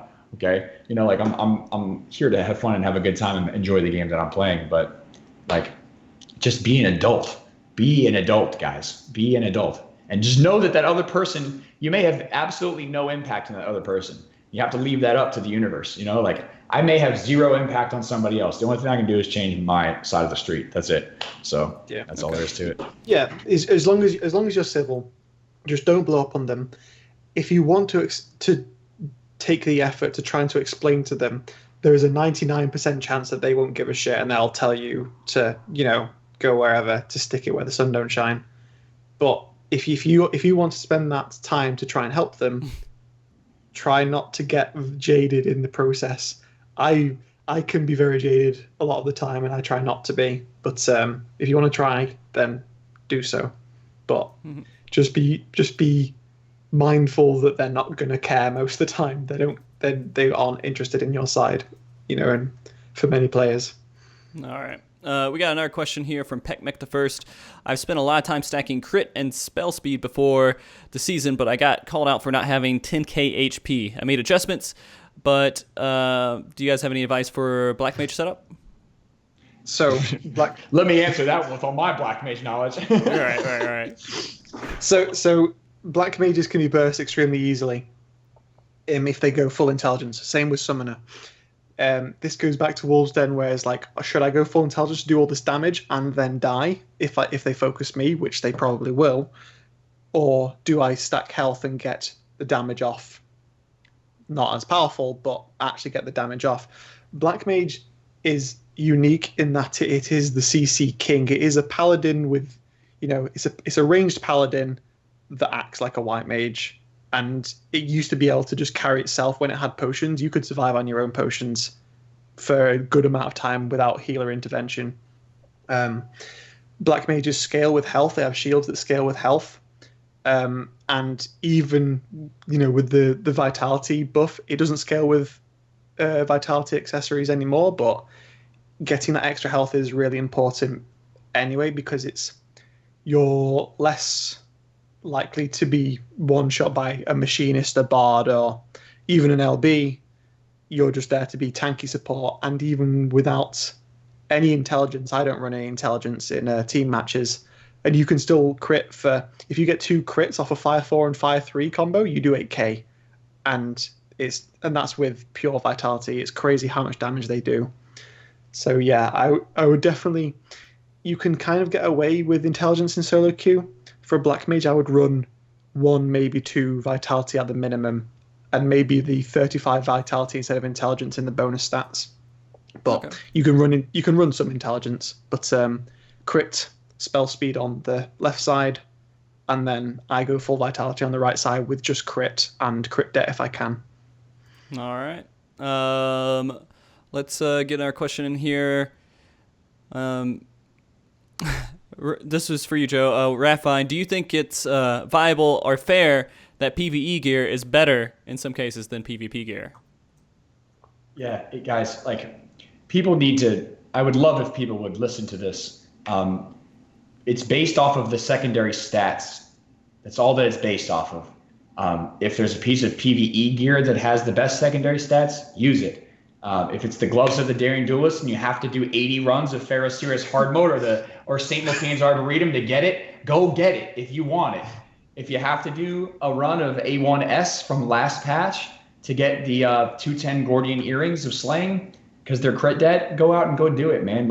There's some gear you can get by fine with a lot of skill, with an average to above average skill level with all 205 PvP gear, and that's fine. But if you really want to be high class, go out and spend the rest of the time taking a look at somebody's Dragoon guide or somebody else's guide out there to get your best in slot gear. The reason why I say this is because this is literally the first thing that I tell all brand new players is spend the time that you're playing now on getting the gear that you should have to have your best in slot gear before you play. The amount of time that you can play outside of a queue, you can get all the gear that you want.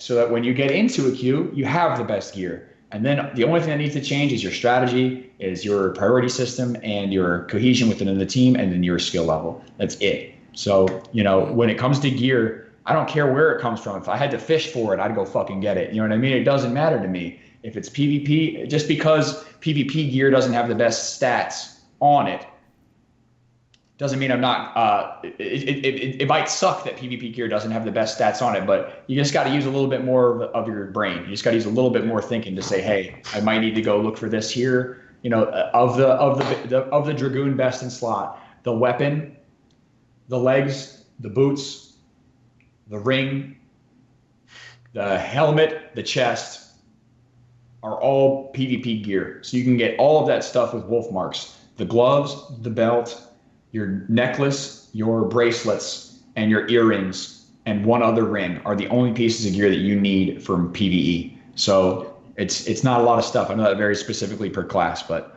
you know. Right. Yeah. Well, I guess a good follow up to that real quick is, do you think that it should be changed? Should PvP gear be the best gear? Nope. Definitely not. It doesn't matter. It doesn't matter. Like, guys, it does. For me personally, like, if you don't even know what PvP best in slot is, like, this question doesn't apply to you. For people that are interested in PvP, like, oh, what's my best in slot gear? Oh, it's all obviously the 205 gear. No, it's not. You got to use a little bit of your brain to say, hey, how am I going to find the best stats? What makes the best stats? What stats are the best? It's not accuracy. You need a very small amount of accuracy, and then you need the most damaging gear from there. It shouldn't matter where you get it. It doesn't matter. It just matters what it is. And if you are of the type of person that believes that it's going to be imperative for you to get that type of gear, go out and get it. But just because it's not PvP gear doesn't mean that you can complain about it. You know what I mean? Like, I don't think anybody has, for anybody that doesn't have PvP best in slot right now, that is complaining about it or doesn't know where to get it. Like, you need to be complaining at your own personal motivation to go get it. You know, like, that's really what it is at the end of the day. Square Enix doesn't need to make it easier for you to get best in slot. You just need to put a little bit more time and effort into finding it if it's important to you, you know? You don't need it. You don't need best in slot PvP gear. You really don't. You just need to have a working knowledge of the game. There are certain stats that even if you don't really bother going for the best in slot on both stats, you'll need one of the secondary. So, like, for Dragoon, I guess it's crit. For healers, it's definitely piety right now. For Black Mage, it's spell speed. It could be crit now, but it's spell speed. But those, like, piety, probably if you're a healer, at the very least, have piety on all of your non-vitality gear. You know, like, aside from vitality rings, if you're using them, you need piety. It's such a big change. I switched out. I had for my white mage, I was running 4 vitality, 1 mind ring. I've now switched to a second mind ring or a necklace or whatever, and that extra like 30 piety made a huge difference in how much my mana lasted. And running out of mana is the death sentence, basically. It actually allowed me to keep going a bit longer if I started having to go even resort to Cure 1 to try and get things out. Like, it would allow me to go an extra 20, 25-ish seconds just off one ring. It's, you know, it's pretty significant. Okay. We have another question from OJ, but we answered this a few times. Any suggestions for PvPers that are going in for the first time? Basically, get gear, right?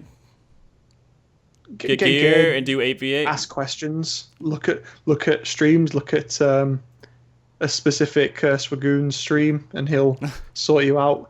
Like, he even says, like, he helps the average Joe improve.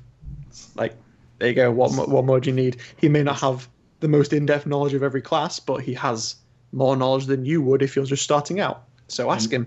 On top of that, we've got a community of people that do have the knowledge. If I don't have the knowledge, then I've got 60 other people in my chat that are willing to talk to you and give you that knowledge, or we can point you in the direction of somebody that does. You know what I mean? Like, that's firmly where my basis comes from in my entire my living, is helping the average Joe never fail content inside and outside of gaming, but specifically Final Fantasy 14. We've got thousands and thousands and thousands and hundreds of days of information and knowledge to be able to freely give to somebody that's looking for it. So you just got to look for it in the right place, man. Like, that's all there is to it. Like, if you come in with a question, I'll stop what I'm doing to help you answer that question.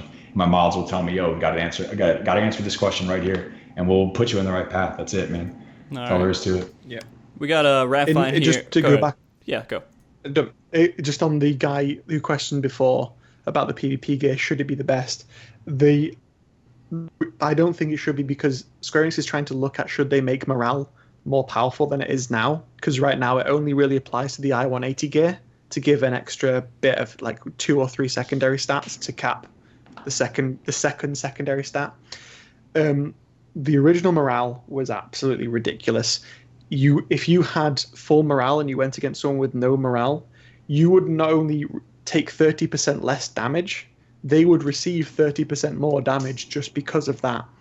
And even if that's toned down to 3%, that's still a not insignificant, even if it was insignificant, I wouldn't agree with it. It's an advantage for grinding, basically, instead of being more skilled or more knowledgeable or more efficient at a certain thing. Like, it goes against the point of competitiveness.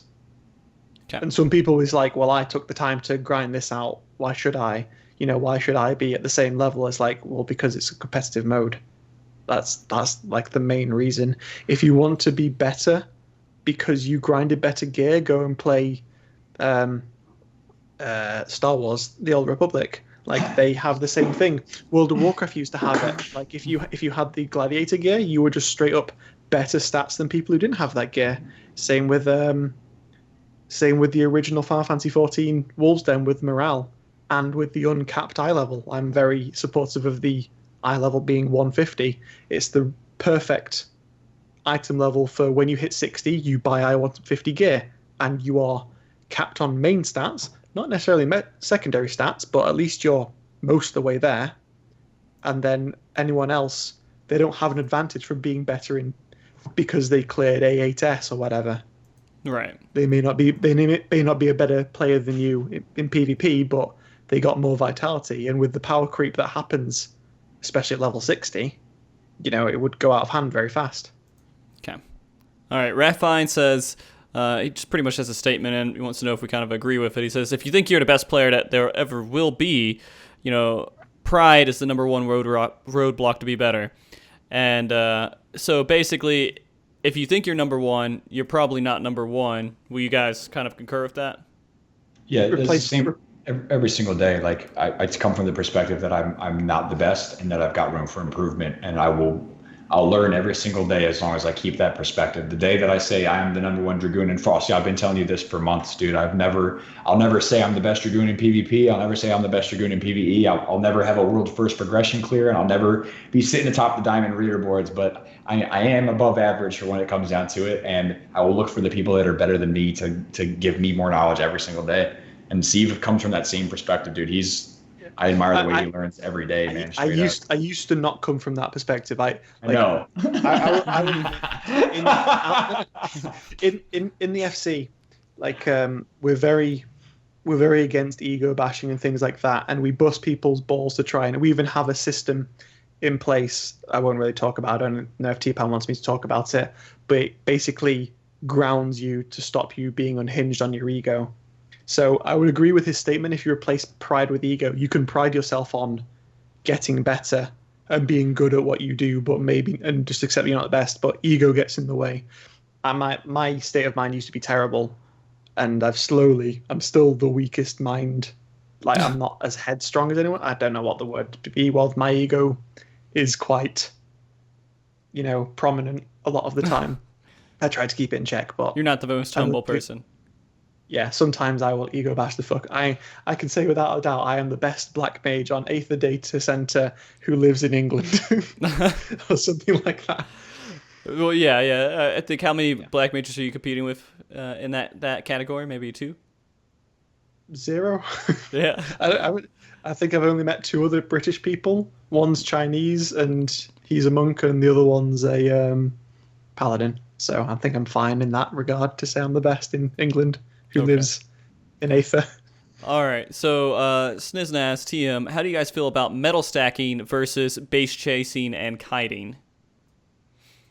And those strategies in general. All right. So how do you feel about stacking up? I guess the question is, how do you feel about people who are... Shinaz? Yeah. Stacking up medals and everything evenly between all the players versus being better than maybe doing a base chase and kiting people around with one person having all the medals. Well, if one person takes more than... If one person has 4 stacks, 4 stacks of the thing, that means they have 200 medals, I think. I'm fairly sure it's 200 medals. So if they die and they drop the 100 medals, that will put the other team ahead. That's just maths. It will put the other team ahead. If you split it apart, like 12% damage it's half a full swing, which sounds scary, but it's manageable. 4 stacks plus is not manageable. And kiting it is pretty. I admit it's pretty cheesy, but there are ways around it. You can have better positioning. You can CC the healer. You can get LB because LB is very easy to obtain now. Just save it if you think they're going to do that. Things like that. Yeah. So I would always say spread it out. At the very most, maybe the tank can take up to 4 stacks, which is 250 medals basically, and then 1 on the melee and 1 on the ranged or healer, depending on who's more confident with it. But never more than 4 stacks on a tank. Yeah. If I see a tank running towards, I wish I could fluid aura tanks on my own team. Yeah. I would win so many more matches if I could fluid aura my own tanks to stop them getting medals. Yeah, and he clarified a little bit. He didn't mean like versus, but just commenting on the people who are actually going out there and trying to pick up all these and then just kite around the base, and how that's not a really. It's a mistake, honestly. Like, it's not a strategy; it's a mistake. At the end of the day, it shouldn't be along the lines of, "Hey, I'm a tank. I'm going to get all these medals and then just see what happens." That should not be a strategy, because that's a losing strategy. And at the same time, kiting to run away of a battle, it's a strategy to use, but it's not the most. It's a cowardly strategy. You know Unless what I mean? if you're at the very end of the game. If you're at the very end and you've got all the medals on you and you need to get away or either survive or die, you're going to try to survive, but don't like, for a ninja to get 10 stacks and hide a whole match, like, that's kind of whack, Yeah, they need to address that, I think. Like, as much as some people like it and just hiding, and then it's basically just trying to do whack-a-mole, and if you don't have detect, you're pretty much fucked. Yeah. All right. That needs to be addressed. But if you take the stacks to the point where you need to be at your base, then it becomes a 3v4, and God forbid they limit break you at the end and you take a bit too long on your hallowed ground or Holmgang animation or anything like that. Yeah. If you spread it out, it can be 0-4-1-1, or it can be 1-1-1-1 in terms of stacks, at the very worst. We have a handful more questions here. Okay. I'm going to make these to be the last questions that we have, just so we can finish up. And we'll just go through these real quick, and I'll ask each one of you guys one question each, and you can answer however you feel is the best condensed way to answer it, I guess. We got CMDR Outlaw Star. Do you guys think a duel feature would be viable, or some sort of practice mode with friends? And Joe, you want to answer that one? Yeah, I think for them to implement something like Stone Sea Sky in the game for you to get your own DPS, that would be cool. But when it comes to PvP, having a duel feature would be really fun. I think it would just add another element of playful PvP fun into the game. Just dueling somebody might spark somebody's interest in getting involved in a more serious match than that. So I think dueling would be amazing. I honestly think it would be very simple to implement in the game. I don't know if I know anything about the programming behind it, but I would love to see 1v1s in this game, even if it was an instanced battle or if it was in the real world, open world. It would be great both ways. I think it would be great to have people in the middle of Idleshire, in the middle of Mordona, dueling each other on a daily basis. That would be awesome to see. I think that would be cool. Steve dropped off the call and completely effed us. The screen's all messed up. You're everywhere, Joe. Damn, son. Damn. You're everywhere. You can see his I'm everywhere. You can see his yeah. You could see his black mage for a second, but now. Yeah. Where's he at? Now, Is he it seemed like he was doing good there for a second, then he just completely cut off. Now I'm everywhere. You're everywhere, man. Let me see if we can get him back here. Maybe just add the group call. At least correct it a little bit there. I'm going to ask you another question so we can keep it moving here. And that actually answers Crimson Dragon's question here. Who, hold on, there we go. Internet died. Okay, so his internet died. All right, so Crimson Dragon was asking about Stone Sea Sky, so that kind of knocks that one out too. Joe's just going crazy there. I'm going to keep trying to call him, so it kind of corrects it a little bit. So it's not so weird. Ravel Prime, I want to know how they think about Field Commander set allowing healers to have Int, Mine, and Pi at the cost of secondary stats. Is it any good for a PvP mode? Nah, it's not worth it, guys. You'd rather have secondary stats than Int, so it doesn't matter. You'd rather have the increased maximum secondary stat for your class than that. So I don't think that that's a viable I think we've actually talked about that before in the free company. I'd love to hear Steve's thoughts, but it doesn't work. It really doesn't work. So there's really, I'll tell you flat out, like, you can try it all you want. It's the same thing that I went about when I attempted to do my crit skill speed build for Dragoon, because of the theory. I wanted to prove the theory that if I had more crits over a harder frequency crits over a shorter period of time, I may do more damage, and that's not the way that it works. It's just higher damage and higher crits. So. Okay, we're going to go to the start screen just for a second while we're having technical difficulties, guys. You guys can look at this wonderful MogTalk screen. Here we go. Let me get rid of... Right. I'm back. Jesus, man. How do you just mess everything up? Nah, the internet, the router died, so... The router? Damn, Saeed. Did you just call it the router? I'm sorry about that. The router. Okay, I feel a little bit better about myself. All right, and so I'm just going to go ahead and ask. We only have a couple questions left so far. Kree, want to know what you guys think of the future of PvP after Feast, or even if there is anything else after Feast. Do you think it just needs to kind of stop where it's at? And I'll let you, Saeed, answer that first. Saeed, goddamn. Tournaments at FanFest would be great, or even it doesn't have to be cash prizes or anything like that. If the teams can attend, it would be a cool little event to have. You could have like the best team versus people come along, and they do the I beat Ramu's shirt or whatever. Mm-hmm. I beat team whatever, or I fought team I fought with even. Okay. Could even do. I guess you could. That would be kind of cool. You could do online tournaments, like I'm sure. Nico's a PvP Reborn will do more tournaments at some point in the Feast if it can be facilitated, because obviously right now all the mechanics that we used before to get private matches have been removed because of the possibility of win trading in different languages. Mm-hmm.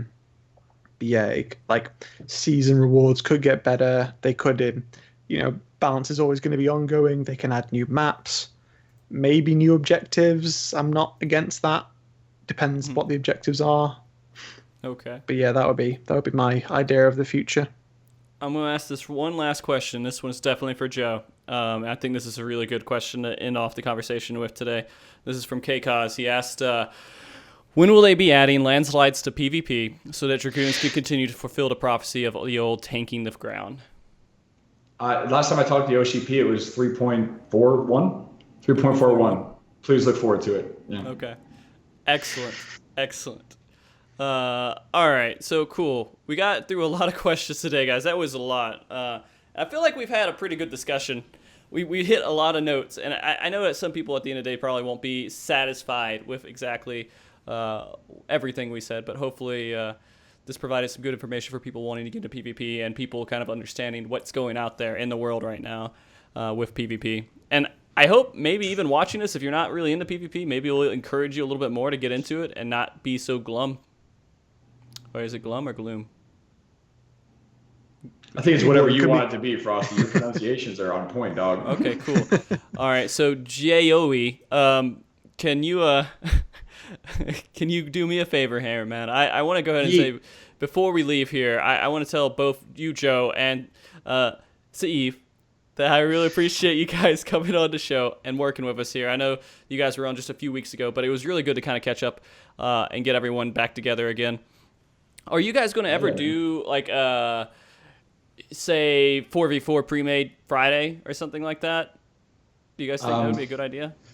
Honestly, it would be a fantastic idea for T-Pan's Static. It would be a great idea for them. We could do it, and they could just get all the wins, and they could probably get to Diamond really easily. But I would say this out loud. Like I would really not recommend. I would really not recommend a new person Friday. It would be crazy. It would be so crazy, dude. Oh my gosh. It would be entertaining. That's for damn sure. It would be entertaining. Yeah. Oh my god. You'd be like, damn it. It's like if you found Odin in a Fate in real life, it'd be like, oh shit, T-Pan. Oh my god, I'm so dead. That's literally what it would be. Oh my god. It'd be so one thing I suggested was drink along with solo queue. So you had a checklist of, if this happens, tank gets 10 stacks, that's one shot. Healer takes offensive buff. That's probably a bottle. I don't know. Yeah. So something like that. That'd be pretty cool. Alright. But I think in terms of team v team, it would just be a chaotic bloodbath for the higher players, Okay. the higher teams. All right, so I want to end this off. I'm You gonna said laugh my every name time. this time. Yeah, I want to end this off with doing shout-outs to you guys and let you guys do shout-outs to everyone else that you want to do shout-outs to. I'm going to start with you. What shout-outs do you want to do for everybody before we head off on the show today? Well, shouts for you for hosting this again. Shouts to the company that makes this game that we play. I cannot remember them for the life of me. Square Enix, that's it. For their list. Oh my god, I'm so bad with words. For listening to us and bringing it around, they're taking our advice on. They're disagreeing with some of them, but this is a positive change. Shout out for the community for keeping solo queue, even though you have to put up with solo queue players. You might be one of them, you might not be. Shout out to Joe for doing despite his cheesecake altercations, for staying positive. Shout out to my team and all the teams across Aether and Cerberus and Primal in Japan for fighting the good fight, staying positive, and finding death threats funny. And a lot of us are going to go to FanFest. More people are going to FanFest now because of these death threats, actually, so that's a good thing. I don't know if that's inviting people to more violence or not. Oh yeah, no, don't invite more violence, guys. I've seen the real life picture and physical build of the person who threatened us, and I'm not worried. Okay. I'll just say that. Joe, there's all the shout-outs you want to do, man. Anything that you want to say before we end the show here? Absolutely. Another big ups to Square Enix for paying attention to PvP. Big shout outs to the community team, Reinhardt. Big shout outs to Devin and everybody working hard over there. Big shout outs to two new community team members in Aya and Chenin. Congratulations on getting the new jobs, which is really cool. We got two new members of the Square Enix community team this week, which is awesome. It's awesome to see people getting involved with Square Enix too. Big shout outs to the Rum Raisin fan club. Shout outs to T-Pan and Nikoza and Pochi. Big shout outs to Holic on Balmung server. My dog King Stefan. We've got Stragus, my girl Kitsuyuki Hime. Please don't be mad at me. We got big shout outs to my boy Crimson Dragon for holding it down with the board and the sword. Big shout outs to my mods on my stream for putting up with all the nonsense that goes on and keeping it really real. Big shout outs to Jammy, and big shout outs to Jammy, who's been getting some more publicity, who's been getting some more attention from this from the feast hype, which is really cool. Big shout outs to my girl Skittlechan in chat. Skittlechan! Shout outs to my sister. You're not watching this, but Greta, I'm going to see you for the first time in like 2 years next week in Boston at PAX East. And just big love to everybody who to anybody who helped me hit 300 subscribers this last week. Big straight up, you guys are amazing, and this community that's revolved around PvP and Final Fantasy 14 is absolutely amazing. And big shout outs to anybody who helped me make me very emotional and leak water out of my eyeballs for quite some time the other night. So thank you guys very much. And Frosty, from the bottom of my heart, dude, thank you so much for letting me be a part of this. You and Kerr are doing really cool stuff over here, and I love being able to be a part of it and just share a little bit of knowledge in the PvP world to a larger forum, which is really cool, bro. So thank you very much, man. Of course, man. I love having you guys on here. And to let you guys know, I want to do my own thanks as well. Thank you, everyone who watched today. You guys have been awesome supporting us today, especially with PvP that doesn't get a lot of attention currently, and hopefully it will. That will grow. And I appreciate everybody coming who followed today, everyone who hosted today, and also Kerr for working so hard in the chat to get all the questions to make sure that we can get them answered for you. Cryo and KCOS for being out there and kind of helping moderate the chat today. Blizana for doing artwork for the show. Tari for doing music for the beginning, the intro, cover of the battle theme for Final Fantasy VII. And guys, next week, and the kicking to the face there. This is Wolf's Den! And then also, real quick, I also want to make sure that you guys know next week we're going to have an episode on the JP community. We're bringing Arthas and Marco Turn on the show to discuss basically just the community as a whole, things that we might know, give us a little bit of a window into how they operate over there. And I think it's going to be a really interesting show. It's going to be the exact same time, 2 p.m. Pacific, 5 p.m. Eastern. Steve, what time does the show start in GMT? 10 o'clock. 5 hours from EST. So is it 2200? Yes. All right, are you sure? Because someone told me 2100. Well, today it started for me at 10 o'clock. Okay, at 10 o'clock. After it started officially at not the stuff when Not we the were setup, set. but when the official yeah. start. Okay, Yeah, 10 o'clock. excellent. All right, and so before we leave, of course, you guys tell me who to host. I'm going to host somebody here. Just give me a heads up of who you think should have it, and we will send them over that way. Let's find somebody. You can do it, guys. I believe in you. I'm scared if I try and search for someone, the PC's going to crash.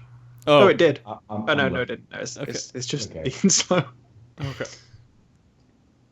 Well, T-Pan is streaming. T-Pan's been awake for like 25 hours now doing solo queue. All the more reason. All the more reason. Do you guys want to send it over to T-Pan? Is someone else doing it? Absolutely. Nobody else is doing it, man. Okay, so that's T-Pain_Beast.